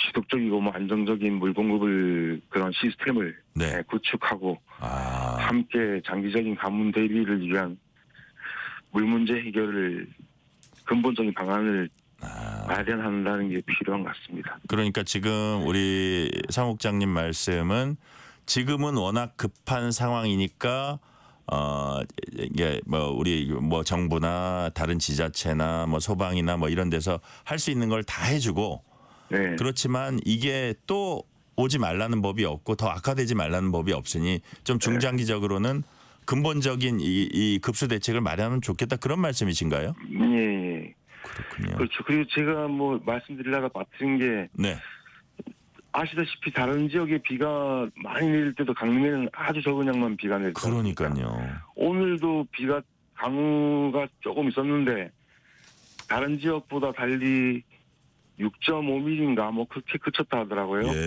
그러니까 뭐 말씀드린 것 같이 지형 지리상으로 가뭄이 닥쳤지만 강릉 지역에서는 오봉저수지하고 홍제 정수량에 의존하고 있고요. 그러니까 대체 급수원이 필요하죠. 그리고 오늘은 또 13.4%까지 떨어진 걸로 제가 알고 있어요. 그래요? 그래가지고 급수원 확보가 필요한데 지하댐 아까 말씀드린 속초 같은데 지하댐 사업을 하고 있는 하려고 지금 하고 있는데 그게 시작되면 2027년 연말쯤에 이제 완공된다고 하고 있어요. 네. 그래서 뭐 오봉도수 자꾸 얘기하는데 생활용수의 87%를 오봉도수지에서 공급받고 있으니까 저수율 하락은 이 오봉저수지 저수율 하락은 직접적인 식순환으로 연결되는 거죠. 네. 좀 더 근본적인 대책이 필요하다는 말씀이시네요. 네, 그렇죠. 근본적인 대책도 또 덧붙이자면 네네. 짧게 정리해 주시면 됩니다. 예. 네, 농민도 시민이지 않습니까? 네네. 그러니까 뭐 농업용 용수 외에 시민 전체를 위한 수자원 확보가 선행되어야 된다고 보고요. 네. 네. 그리고 농민들은 뭐 가뭄을 근본적으로 해결하기 위해서 뭐 다른 수원의 확보나 안전적인 급수 시스템 구축을 기대하고 있죠. 네. 아, 그렇습니다. 오봉저수지의 저수율을 높이기 위해서 강릉시와 평창군의 경계쯤 되는 데에 도암댐이라고 있어요. 예. 네, 도암댐의 그 활용 논의를 현실화를 지금 하고 있고요.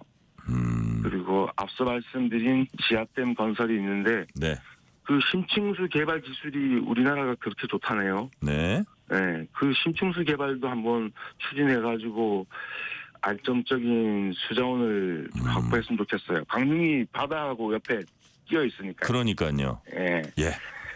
그래서 농민들이 겪는 피해가 단순히 자연재해를 넘어선 인재라고 또 볼 수도 있고요. 예. 그렇기 때문에 실질적인 대책 마련이 시급한 상황이고, 그것이 이제 강시민과 뭐 농민들 그리고 강릉을 찾는 많은 관광객들을 위한 길이 아닌가 생각 들고 그렇게 사료가 됩니다. 네.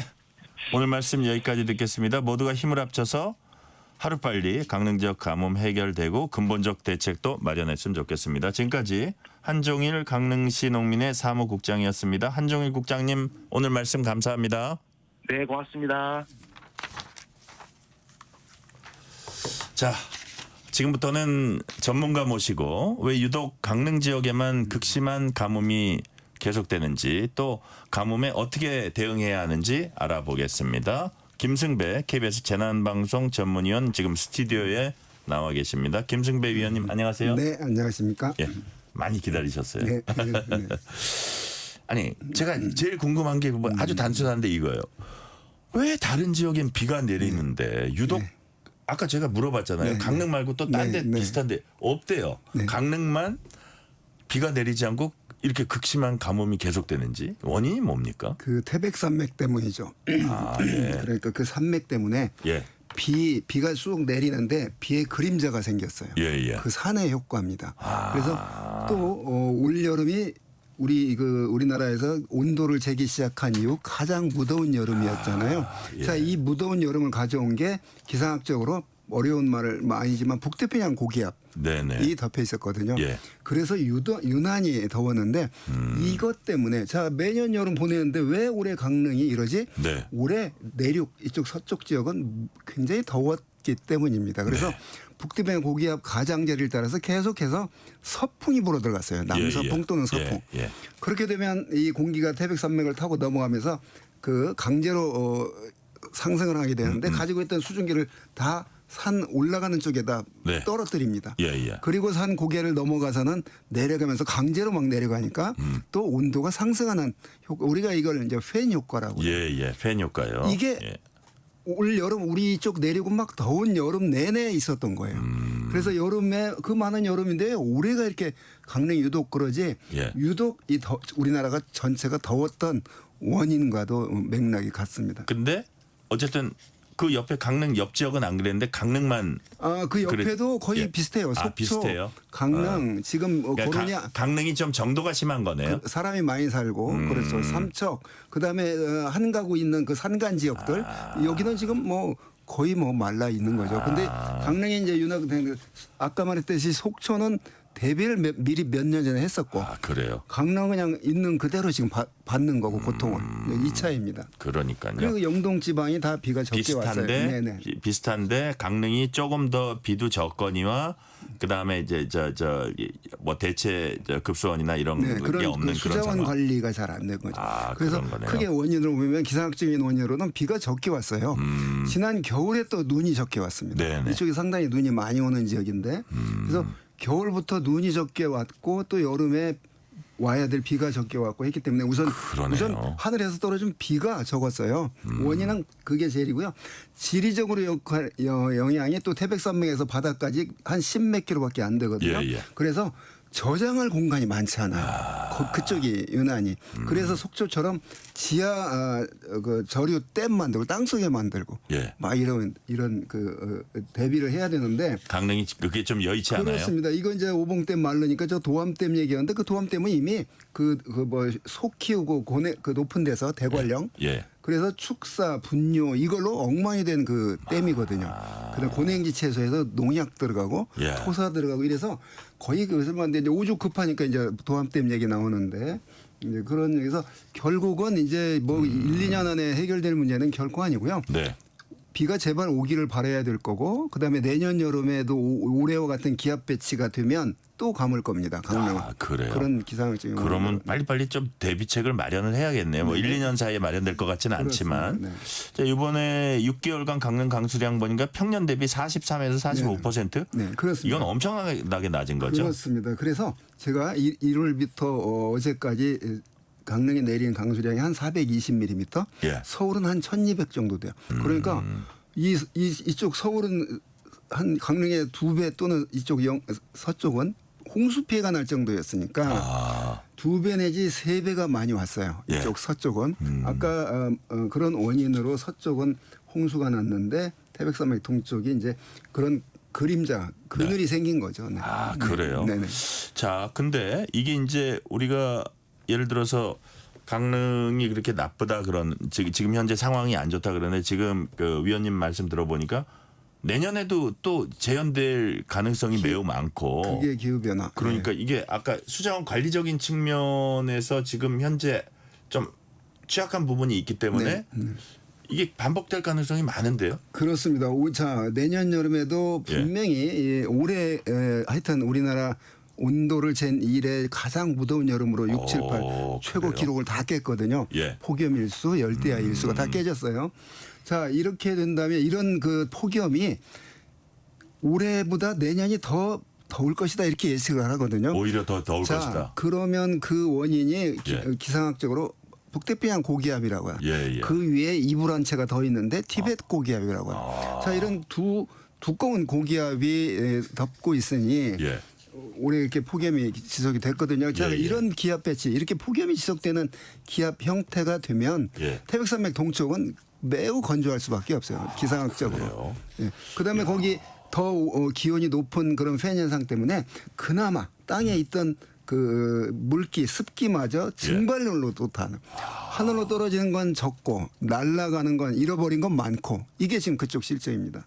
그래요. 이게 그 얘기 듣고 보니까 제가 또 가슴이 더 철렁한데 자, 우리가 오봉저수지 저수위를 계속 언급하잖아요. 최근에 제가 이제 기사 보니까 15% 이하로 떨어졌다 봤는데 아까 그 우리 농민의 사무국장님 얘기 들으니까 13%대로 떨어졌다는 거예요. 비가 오지 않으면 매일 떨어지는 거죠. 그러니까요. 근데 오죽하면 딴 데서 물을 갖고 와서 거기다 붓고 있다는데도 이게 중과부적입니다. 그렇죠. 자, 이게 만약에 10% 떨어지고 이 수치로 봤을 때 이거는 아주 심각한 겁니까? 그 강릉 지역에 순수 인간이 살기 위해서 뭐 무슨 뭐 목욕하고 이런 거 말고 우선 그 먹는 식수. 먹고 설거지는 해야 음식을 될 거 아니에요. 그게 한 최소 4만 톤이 필요합니다. 4만 톤. 그런데 인간이 공급할 수 있는 그 아까 뭐 소방차 이게 무슨 뭐 400톤 그다음에 많아야 뭐 4,000톤 이렇거든요. 이런 거 가지고는 물론 그나마 그거마저 안 하면 더 큰 일이 없는 나는데 것보단 좋지만 이제 더 매일 물은 뭐 줄어든다고 보고요. 그러니까 안 떨어지고 그나마 오늘 서쪽 이 서울은 한 40mm 정도 왔거든요. 가볍게 왔는데 저쪽은 겨우 5mm입니다. 그러니까는 저거 왜 이렇게 안타깝죠, 근데? 그게 지금 태백산맥 때문에 그러는데요. 그동안 뭐 매년 여름이 있었는데 왜 거기가 올해 그런가? 올해 하여튼 유난히 더운 이런 기이한 기후 변화 때문이라고 저는 생각합니다. 근데 그게 우리가 더 우려되는 거는 내년에 더 더울 수 있다. 이게 이제 더 우려되고 그렇습니다. 그렇다면 내년에도 또 더 최악의 가뭄이 오면 어떡하나 이런 것들을 좀 예상할 수 있는데 세울 수 있는 대책부터 이제 세워야 된다는 생각이 드는데 자 극심한 가뭄 겪고 있는 이 강릉 지역에 우리가 이제 물 관리를 과연 어떻게 할 거냐. 아까 뭐 심층 무슨 뭐 급수원 뭐 이런 얘기도 하셨는데 속초 얘기도 하셨잖아요. 그렇다면 가뭄이라는 재난에 대응하는 관점에서 우리가 어떤 인프라가 좀 확장돼야 된다고 보세요? 우리나라가 세계에 3월 22일이 물의 중요성을 강조하기 위해서 세계 물의 날이거든요. 세계 물의 날. 이때마다 나오는 얘기가 우리나라가 물이 그 금수강산 그 뭐 아주 좋아하는 물이 풍부한 나라인데 지금은 유엔이 한국도 이제 물 부족 국가라고 분류를 하거든요. 자, 우리는 못 느끼고 있었어요. 올 강릉 가뭄만이 아니라 우리나라도 물 부족 국가로 들어서고 있어요. 유엔이 우리를 그렇게 규정했어요? 그렇게 지정했어요. 물 부족 국가로. 그만큼 이제 그게 이제 기후 변화 때문에 지구가 온난해지면서 공기가 따뜻해지면 사실은 강수량은 늘어납니다. 우리나라도 사실은 강수량이 늘어난 추세예요. 크게 막 2배 늘어나지는 않지만 올여름 강릉 빼고는 다 강수량이 많았고 홍수 피해가 났거든요. 자, 이래서 그런 물면에서는 좋은데 이제 이런 과학적으로는 결국은 이제 물 부족가니까 빗물을 어떻게 활용을 하는 거예요. 빗물을 활용한다. 어떻게 빗물을 각 가정마다 애정해서 적어도 화장실 물, 화단에 물 주고 청소하는 거, 걸레 빨고 이 정도 물만 반절 해결해줘도 굉장한 큰 도움이거든요. 그다음에 특히 강릉은 바다 끼고 있는데 이제 특히 뭐 사막 국가는 아주 큰 고민인데 해수 바닷물 담수화, 바닷물을 어떻게 걸러서 물 뭐 기술적으로 못하는 게 아니라 돈이 많이 들어요. 같은데. 전기가 많이 들어요. 근데 최근에 우리나라 국내 과학 카이스트인가요? 태양열 이용해서 그렇게 가격 비싸지 않고 담수할 수 있는 성공했다고 제가 봤거든요. 자, 이런 그런 어떤 과학적인 기술 개발로 결국은 바닷물은 뭐 무한정 있잖아요. 오히려 바닷물 더 해수면 온도 고도 바닷물이 높아져서 지금 문제가 되는데 해안가 잠길 우려가 있는데 궁극적으로는 그게 해결책인데 그게 얼마나 비용을 해결하느냐 이게 문제네요. 비용을 어떻게 해서 과학적으로는 빗물을 어떻게 활용할 것인가 바닷물을 어떻게 담수할 것인가 이 두 가지 문제가 우리 인간의 가뭄 문제 이거는 우리 꼭 강릉만이 아니라 저 서쪽 아프리카 문제 우리나라는 뭐 비가 자주 오니까 그런 생각을 안 하는데 가뭄으로 고통받는 나라가 굉장히 인구가 많거든요. 그러니까요. 근데 그런 쪽 해결하는 문제들은 결국은 바닷물의 담수화 이 과학적인 뒷받침이 제가 그거 해야 되겠고 지금 강릉은 당장 우선 오봉댐만 가지고는 안 되니까 지하 땅 속에 있는 물을 어떻게 가둬서 활용할 것인가 지하수 이런 게 뒷받침이 돼야 된다고 보고 거기에 이제 농작물 피해는 뭐 아주 심각하죠. 지금 벼가 익어야 되는 시기는 물이 더 많이 필요합니다. 그런데 이 벼 지금 비가 전혀 하늘에 떨어지는 비 또는 뭐 인간이 공급해 줄 수 있는 비가 없으니까 물이 없으니까 이 벼농사도 완전 끝난 거죠. 그쪽 그러니까요. 지금 이제 약간 우리가 그렇다면 앞으로 좀 과학적으로 정책적으로 어떤 면에서 이거를 우리가 대책을 중장기적인 대책을 세워야 되냐 했을 때 크게 두 가지 어떻게 보면 세 가지 말씀을 해주신 게 하나는 빗물 이용 이거를 제대로 해야 된다. 그다음에 뭐 지하수 이용 그다음에 또 궁극적으로 얘기해 주신 게 어떻게 보면 거의 무한정 있는 바닷물.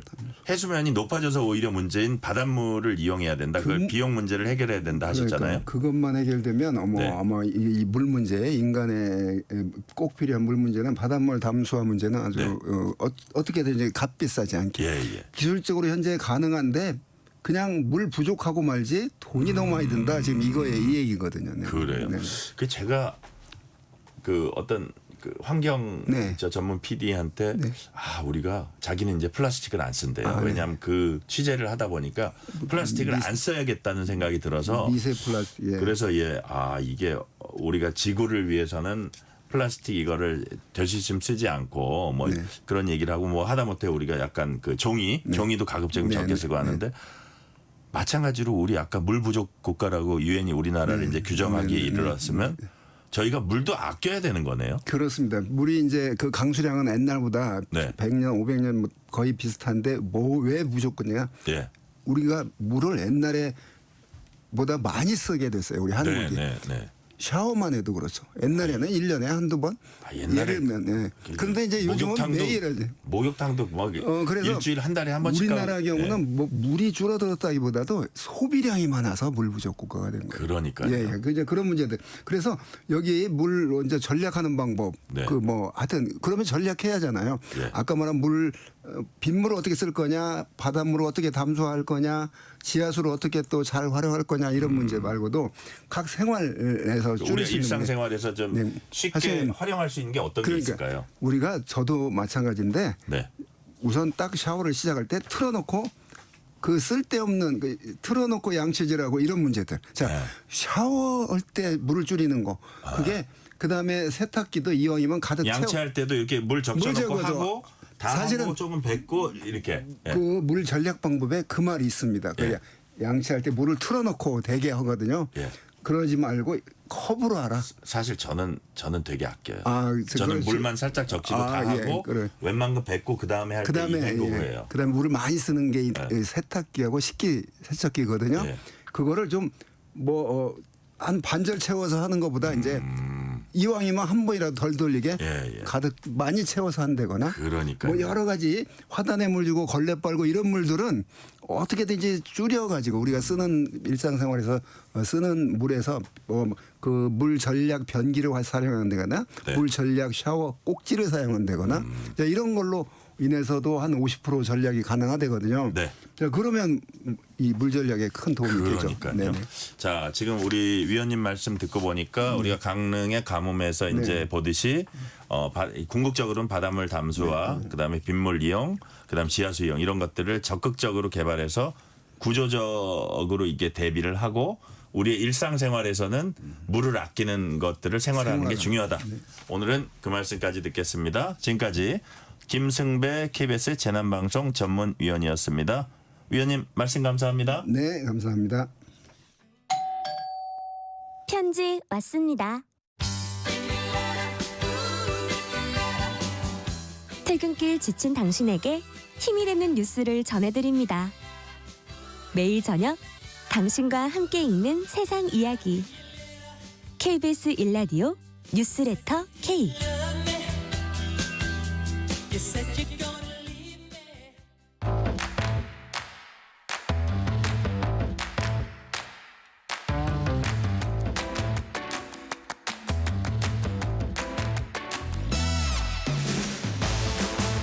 오늘 가장 뜨거운 뉴스, 화제 소식 쏙쏙 골라서 전해드립니다. 뉴스레터 브리핑. 연합인포맥스 윤슬기 기자 나오셨습니다. 윤슬기 기자님 안녕하세요. 네, 안녕하세요. 자, 김정은 위원장이 중국에서 러시아 푸틴 대통령과 정상회담을 열었습니다. 회담 직후에 수행원들이 김정은 위원장이 앉았던 의자와 테이블 막 닦는 모습이 그 카메라에 포착이 됐거든요. 맞습니다. 네. 이 사람들 왜 그랬을까요? 일단 북한은 오랫동안 김정은 위원장의 건강 정보나 신체 정보 자체를 좀 최고급 기밀로 다뤄왔거든요. 외신에 따르면 이번 방중 열차에도 배설물 수거용 전용 화장실이 설치된 것으로 보인다고 전했습니다. 이게 김 위원장의 소변이나 대변에서 건강 상태나 약물 복용 여부 등을 추적당할 가능성을 원천 차단하려는 조치인데요. 네네. 또 과거 사실 이게 북미 정상회담이나 하노이 회담 당시에도 김 위원장이 머문 호텔 방에서는 수행원들이 머리카락, 침, 사용한 식기류까지 모두 회수했다는 증언이 있었습니다. 이렇게 좀 북한은 김 위원장의 건강이 체제 안정성과 좀 직결되는 민감한 사안으로 보기 때문에 외부 정보기관이 생체 흔적을 채취해 건강 이상 여부나 유전자 분석하는 것 자체를 위협으로 간주하는 겁니다. 네. 그러니까 이렇게까지 철저하게 관리하는 건 아무래도 이게 일종의 최고급 기밀이기 때문에 그런 거 아니겠어요? 네, 맞습니다. 이게 단순히 외부 위협을 차단하기 위한 목적을 좀 넘어서요. 북한 내부 결속을 위한 상징적인 메시지라는 해석도 가능한데요. 아, 그래요? 북한 체제에서 김정은 위원장은 좀 함부로 접근하거나 훼손할 수 없는 존재, 말 그대로 신격화된 지도자로 묘사가 됩니다. 그래서 그가 앉았던 의자나 식사도구, 심지어 화장실 사용 흔적까지 철저히 제거하는 행위는 일종의 권위 연출 장치로도 기능하고 있는데요. 내부 선전 매체나 교육 체계에선 이러한 보안 행위가 오히려 경호원들이 지도자의 안위를 위해 목숨처럼 봉사한다는 식으로 충성심과 체제 결속을 부각하는 요소로 활용되기도 하고 있습니다. 네. 자, 그러니까 의자나 테이블 닦는 행위가 단순한 예의나 맞습니다. 뭐 정리하는 차원이 아니라 철저히 계산된 보안 절차 일부다. 그리고 그것이 북한 주민들에게 이제 보여주기 위한 그런 측면도 있다. 그런 말씀이시는데, 네. 자, 그래서 북러 정상회담장 실내 온도 두고도요. 양측 경호원 사이에 실랑이가 벌어졌다고 합니다. 이건 또 어떻게 된 거예요? 회담이 열린 베이징 다오위티아의 국빈관 내부에서 북한과 러시아 경호원 사이에서 에어컨 온도 조절기를 두고 신경전이 벌어진 건데요. 러시아의 한 매체에 따르면요, 북한 경호원이 온도를 23도까지 올리려고 하자 러시아 경호원이 20도로 유지하라며 강하게 제지하고 나섰습니다. 두 사람은 손을 맞부딪히면서 실제 신체적인 실랑이까지 벌이기도 했고요. 네. 결국 북한 측 경호원이 먼저 물러나는 모습이 영상에 포착된 겁니다. 영상 속 러시아 경호원은 그 뒤로도 온도 조절기 앞을 지키면서 주변을 경계하는 모습이었는데, 이 일은 푸틴 대통령과 김정은 위원장이 회담장에 도착하기 불과 몇 분 전에 벌어진 일이었습니다. 그만큼 좀 회담장의 세세한 조건 하나하나까지도 양측 모두 민감하게 반응하고 있었던 건데요. 회담 자체는 이후 1시간 반 넘게 이어졌고 비공식 단독 대화까지 약 3시간 가까이 진행이 되면서 표면적으로는 좀 우호적인 분위기는 연출됐습니다. 자, 그러니까 우리 쪽 정상이 20도를 좋아하는지, 그쵸. 23도를 좋아하는지 듣고 보니까 좀 이해는 돼요. 그쵸. 그 우리 쪽 정상에 가장 쾌적한 온도를 하려고 하는데, 그럼 뭐 21.5도로 하면 되겠네. 20도하고 23도하고 싸우면은. 그래서 여하튼 뭐 대충 러시아 뜻대로 됐는지 한 1도는 접어뒀는지 그 잘 모르겠습니다. 여하튼 그 실내 온도까지도 이렇게 신경전을 벌인다는 아주 흥미로운 얘기 해주셨고, 자, 사실 저는 참 흥미로웠던 게 이거예요. 이거 과연 알고 얘기했을까, 모르고 얘기하다가 이게 흘러나온 얘기일까. 이게 시진핑 주석하고 푸틴 대통령이 오디오가 이제 살아있는 걸 몰랐는지 뭐 이렇게 대화를 나눴는데, 오래 살고 뭐 심지어 죽지 않을 수 있는 이른바 우리가 사자성어로 장생불사라 그러죠. 이런 얘기를 하는 목소리가 이제 공개가 됐어요. 구체적으로 무슨 얘기를 나눈 거예요? 중국 베이징에서 열린 전승절 열병식 도중에 시진핑 중국 국가주석과 블라디미르 푸틴 러시아 대통령의 사담이 생중계로 그대로 전파를 탄 건데요. 당시 두 정상은 열병식장인 테난먼 막루로 이동하던 중이었는데, 중국 관영 CCTV 화면에 마이크가 켜진 상태에서 대화 내용이 고스란히 잡힌 겁니다. 시 주석은 먼저 예전엔 70세도 드물었지만 요즘은 70세가 어린아이다라고 말을 했고요. 푸틴 대통령은 인간 장기는 끊임없이 이식될 수 있다. 당신은 오래 살수록 젊어진다. 심지어 불멸도 가능하다라고 응수했습니다. 시 주석은 일각에서는 이번 세기에 인간이 150살까지 살 수 있을 것으로 본다며 장수 기술에 대한 개인적인 관심을 드러내기도 했는데요. 두 정상 모두 사실 지금 만 72세로 동년배인데, 이런 대화는 다분히 좀 인간적인 호기심이 드러난 순간이자 뭐 자연수명, 기술 진보, 권력 유지에 대한 암묵적인 교감처럼 보였다라는 해석도 나오고 있습니다. 미국 뉴욕타임즈는 바로 옆에 있던 김정은 북한 국무위원장도 이 대화를 통역을 통해 들은 듯한 모습이었다라고 전하기도 했습니다. 네, 이 세계에서 손꼽히는 권력자들의 오래 살고 싶다, 죽지 않고 싶다, 이런 그 욕망이랄까요? 그런 마음. 이게 진시황이 떠오르네요. 불로초, 불사초. 자, 다음은 끔찍한 사건입니다. 어제 서울 관악관 피자집에서 흉기 참사가 벌어졌습니다. 이거 어떻게 된 일이에요? 네, 어제 서울 관악구 조원동의 한 피자 가게에서 칼부림이 발생해 3명이 사망하는 사건이 발생했는데요. 경찰은 가맹점 주인 피의자가 매장 인테리어 문제를 둘러싸고 본사 측과 갈등을 빚었던 사실을 확인하고 정확한 경위를 조사 중입니다. 사망한 피해자 3명 중 인테리어 업자 2명 외에 나머지 1명은 이 피자 가게 프랜차이즈 본사 임원으로 확인이 된 건데, 가맹점 주인 피의자 A씨는 최근 본사 임원과의 갈등 끝에 극단 극단적인 선택을 한 것으로 전해지면서 이게 프랜차이즈 본사와 가맹점주 간의 갑질 논란이 불거진 건데요. 이게 핵심 쟁점 중에 하나는 인테리어 업체 강제 계약 여부입니다. A씨 측은 본사가 특정 업체를 사실상 강요했다고 주장하고 있고요. 이 과정에서 AS 비용 분쟁까지 발생하면서 감정이 악화됐다는 겁니다. 반면 본사는 업체를 강제한 적이 없다. 여러 곳 견적을 추천해드리고 선택과 계약은 점주가 직접 하고 있다라고 반박하고 있는 상황입니다. 네. 자, 그러니까 일단 그 지역 인근의 이제 주민들은 매 안타까워하고 있는데 지금 말씀하신 이제 그 본사 이게 갑과 을의 관계에서 이 범행을 저지른 이 사람이 그런 어떤 이유로 했느냐? 정확하게 그렇다면 그 본사는 어떤 입장입니까? 갑질이 없었다 이런 거예요? 네, 해당 업체 본사는 갑질 의혹을 전면 부인하고 있는 건데요. 프랜차이즈 본사는 현재 제기된 모든 의혹을 전면 부인하고 있습니다. 먼저 인테리어 강요 의혹에 대해선 어떤 업체를 선택할지는 점주가 정한다면서 우린 견적을 추천할 뿐이고 계약이나 금전적인 이득은 일절 없다라고 해명했습니다. 네. 또 사실 이게 문제가 된 매장 AS 건에 대해선 2년 가까이 된 매장이고 당시 시공업체가 유상수리 만 가능하다고 해 갈등이 있었다라는 게 설명인 건데요. 네. 이게 뭐 1인 세트 메뉴 강요 주장도 있었는데 이거에 대해서도 배달이 아닌 홀 판매가 줄어드는 상황에서 점주의 생존을 돕기 위한 메뉴 제한이었다라고 반박했습니다. 네. 이게 또 본사는 공정거래위원회 감시 아래에서 강요는 불가능하다면서 가맹점이 자율적으로 운영되는 구조임을 강조하고 있습니다. 이건 원칙적인 얘기인데 여하튼 그 수사 결과를 좀 지켜봐야겠습니다.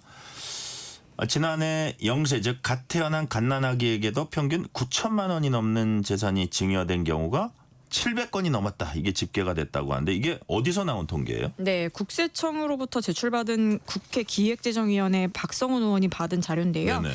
지난해 영세 아이에게 이루어진 증여는 총 734건, 금액으로는 671억 원에 달했습니다. 네. 이게 1인당 평균으로는 9,141만 원 수준인데요. 작년과 비교하면 건수는 98건, 금액은 56억 원이 늘었습니다. 2020년에는 91억 원이었던 수준이었는데 이 금액 영세 증여 금액이 2021년에서 2020년 사이 네. 자산 가격 상승을 타고 800억 원대를 넘겼다. 작년 다시 반등하면서 증가세를 보이고 있는 상황입니다. 이게 자산 유형별로 보면요. 금융자산이 554건으로 가장 많았고요. 네. 유가증권이 186억 원, 토지가 26억 원, 건물이 26억 원 등 부동산 관련 자산도 포함돼 있었습니다. 네. 자, 10년 전 실명 판정을 받았던 한 캐나다 여성이 치아를 이용한 수술로 다시 세상을 볼 수 있게 됐다고 합니다. 이거 무슨 얘기예요? 네, 이게 지금 캐나다의 브리티시 컬럼비아주에 사는 한 여성의 이야기인데요. 네. 이 여성이 과거 약물 부작용으로 각막이 손상돼 완전히 실명이 됐는데 네. 이게 올해 2월과 5월 두 차례에 걸쳐서 한 병원에서 치아를 이용한 각막 이식술을 받고 점차 시력을 회복했습니다. 네. 자, 근데 지금 윤 기자 얘기한 것처럼 치아를 이용한 시력 복원 이게 가능할까 싶은데 어떻게 그런 수술이 가능한 겁니까? 네, 바로 이 수술 이름이 치아 안구 각막 이식술이라는 건데요. 네. 이게 1960년대 이탈리아에서 개발된 고난도 수술법입니다. 전 세계적으로 시행 사례가 매우 드문 희귀 시술인데 원리는 이렇습니다. 환자의 송곳니와 주변 골 조직을 떼어내서 판처럼 가공한 뒤에 네. 그 중앙에 인공 각막을 삽입해 치아 광학 복합체를 만드는 겁니다. 이 복합체를 환자의 볼 점막 속에 잠시 이식을 해서 조직과 혈관이 자라도록 유도를 한 다음 이걸 실제 눈으로 옮겨서 손상된 각막을 대체하는 겁니다. 그러니까요. 자, 1960년대 이렇게 개발된 기법이라고 하니까 이게 어느 정도 지금에도 의료적인 어떤 그 타당성이 있는지는 좀 살펴봐야겠네요. 맞습니다. 오늘 말씀 여기까지 듣겠습니다. 지금까지 연합인포맥스 윤슬기 기자였습니다. 말씀 감사합니다. 고맙습니다.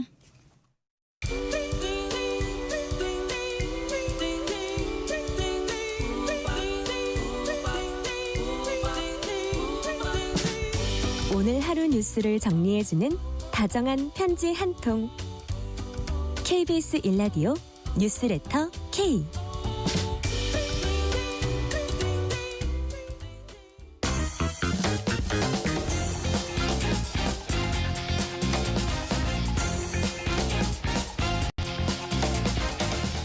한 주의 스포츠 소식 전해드립니다. 스포츠는 완수. 이번 주 스포츠 뉴스 KBS 김한수 기자와 완수해보겠습니다. 김한수 기자 어서 오세요. 네, 안녕하세요.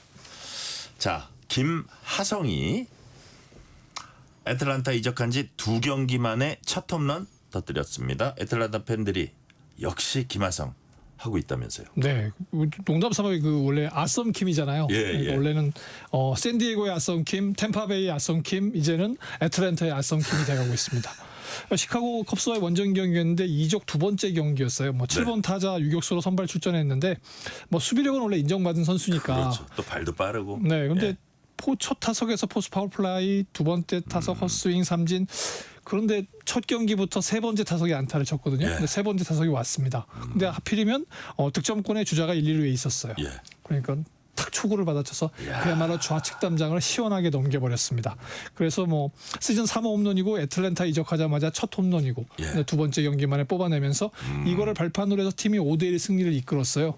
그러다 보니까 애틀란타 입장에서는 잘 데리고 왔는데 이래서 김하성이라는 선수를 영입했구나 이런 느낌이 됐었고 전체적으로 정말 웃긴 팀이라는 느낌인 게 애틀란타 유격수가 올해 여러 명이 나왔었는데 512타석 동안 단 한 번도 홈런을 친 선수가 없을 때입니다. 아 진짜요? 네.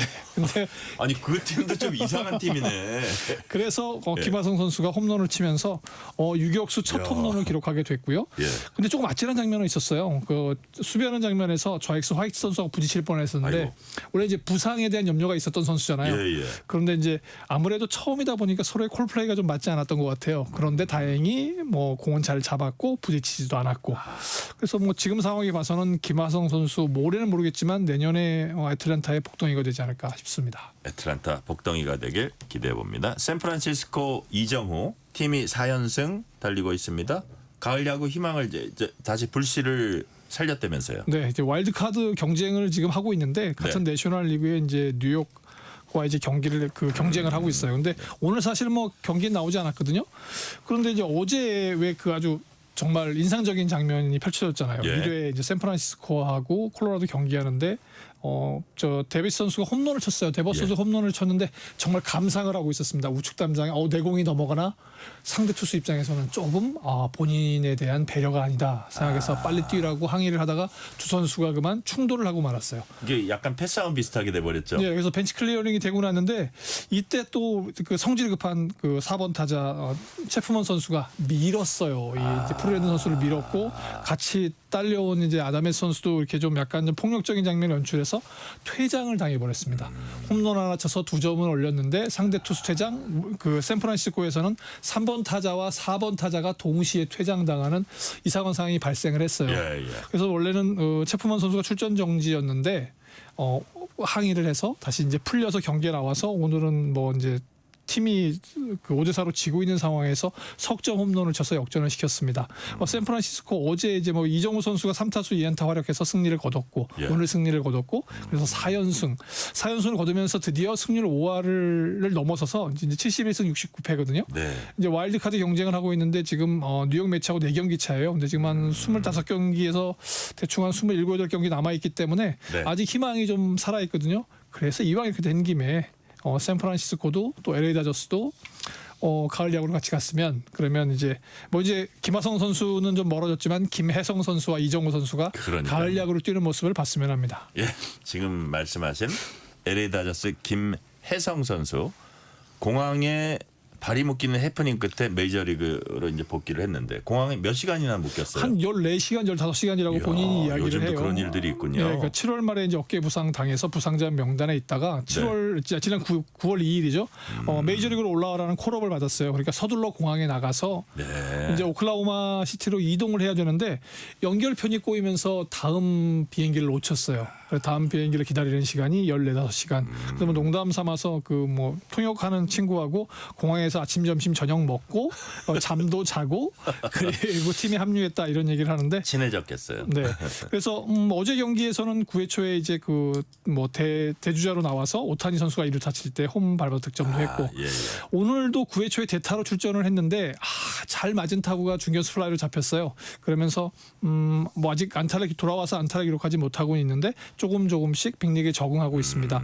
뭐 타율은 여전히 3할 1위거든요. 네네. 아직까지도 3할 때 넘는 타자고 뭐 수비 실력은 뭐 여전하고 그렇다고 한다면 실전 준비 서서히 해서 가을 야구에는 아까 말씀드렸던 것처럼 합류하는 그런 모습을 보여주게 된다면 우리 야구도 재밌겠지만 또 메이저리그 가을 야구도 재밌잖아요. 그러면 네. 야구 팬들은 정말 겹경사를 맞을 것 같습니다. 네.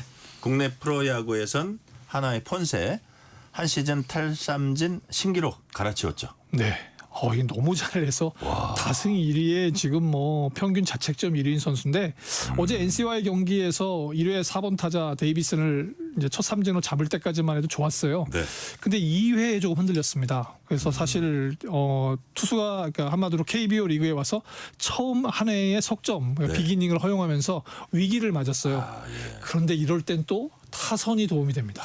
얼마나 고마워요. 예, 석점 내줬는데 넉 점 따주니까 이 친구가 이렇게 되면 나 던질만해. 그래서 5회에 맷 데이비스 선수를 잡으면서 225개 타이를 기록했고요. 이어서 천재환 선수를 삼진으로 잡으면서 이제 226개 기록을 깨게 됐어요. 거기다 2개를 더 보태서 지금 이제 228개거든요. 사실 이제 이 삼진 기록은 한 시즌 최고 기록은 많은 야구 팬들에게는 1984년 최동원 선수의 223개 기록 어느 누구도 깨면 안 되는 뭐 그런 기록 같은 걸로 되어 있었는데 깨지 못하게 할 걸 그랬네. 네, 안우진 선수가 깼고 또 두산의 미란다 선수가 깼고 이번에 폰세 선수가 그래서 1위의 기록이 4위까지 밀려 나가 있는데 그 최동원을 추억하게 하는 그런 이제 폰세 선수의 활약이고요. 근데 지금 26경기에서 228개거든요. 근데 지금 경기가 대충 한 8경기가 남았기 때문에 잘하면 3번까지도 나올 수 있어요. 그래요. 평균 뭐 한 8.5개 정도 지금 하고 있거든요. 8.5개 아웃. 그렇게 되면 이번에 3경기 나오면 대충 한 24개를 더 이렇게 추가하게 되거든요.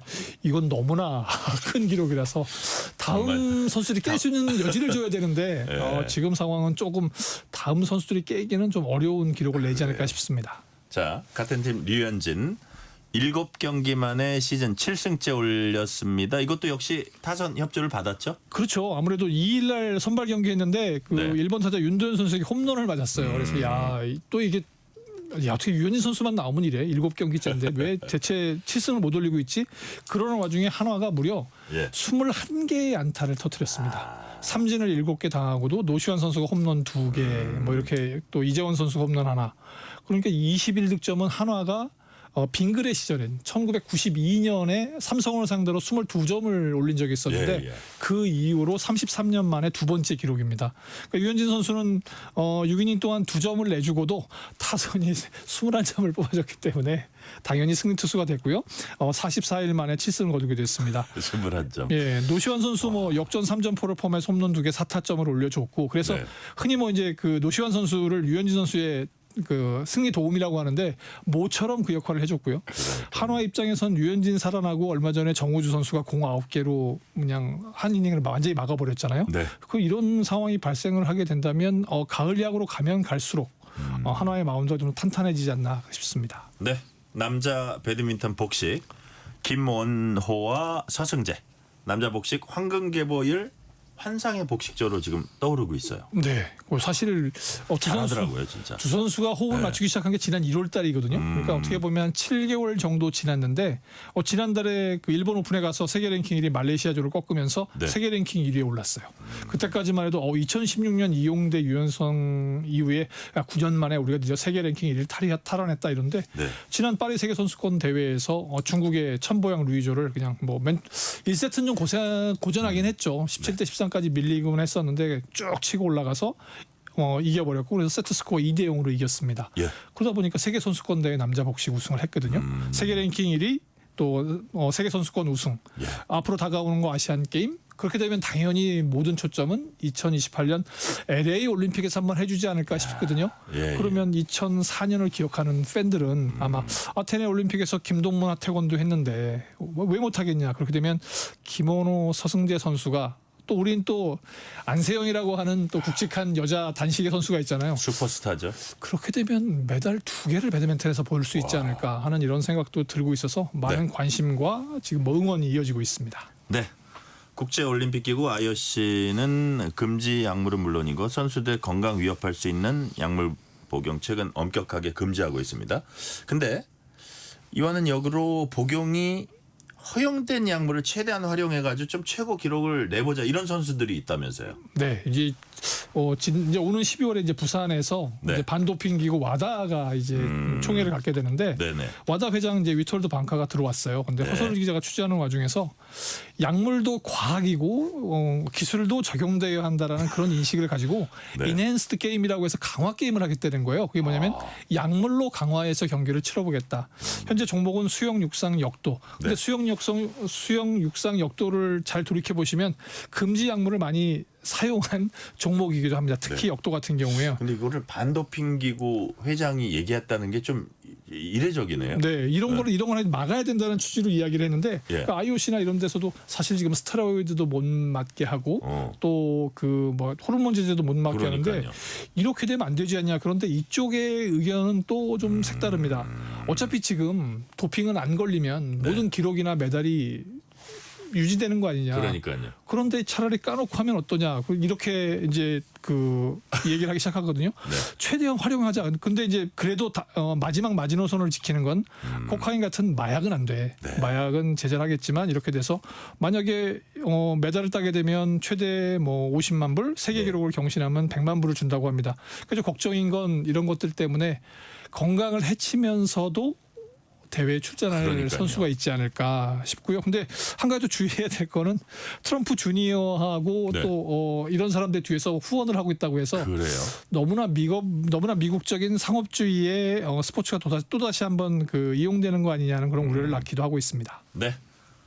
자, 시간은 거의 다 됐지만 이번 주말 꼭 봐야 할 경기 어떤 게 있습니까? 지난주 K리그 안양과 서울 경기 보셨을 텐데요. 그래서 네. 안양이 12년 만에 승리를 거뒀는데 이번엔 국가대표 경기 당연히 보셔야죠. 홍명보 감독이 이끄는 축구대표팀이 월드컵에 대비해서 오는 7일 새벽에 미국과 경기를 갔습니다. 네. 새롭게 합류한 카스트로프 선수 또 미국에서 활약하고 있는 손흥민 선수 거기다가 손흥민 선수 한솥밥을 먹었던 미국의 포체티노 감독이 예. 과연 손흥민을 어떻게 막을 거냐 그것도 보는 맛이 있을 것 같아요. 그러니까 전체적으로 보면 축구 월드컵을 앞두고 홍명보 감독이 어떻게 대비하는지 한번 지켜보시면 좋을 것 같습니다. 네, 오늘 말씀 여기까지 듣겠습니다. 지금까지 김한수 KBS 기자였습니다. 말씀 감사합니다. 오늘 뉴스레터 K는 여기까지입니다. 커피 쿠폰 당첨자 명단은 뉴스레터 K 홈페이지 확인해 주시고요. 오늘은 이찬혁의 멸종위기 사랑 들으면서 마무리하겠습니다. 오늘도 함께해 주신 청취자 여러분 진심으로 감사드립니다. 지금까지 뉴스레터 K 전종철입니다.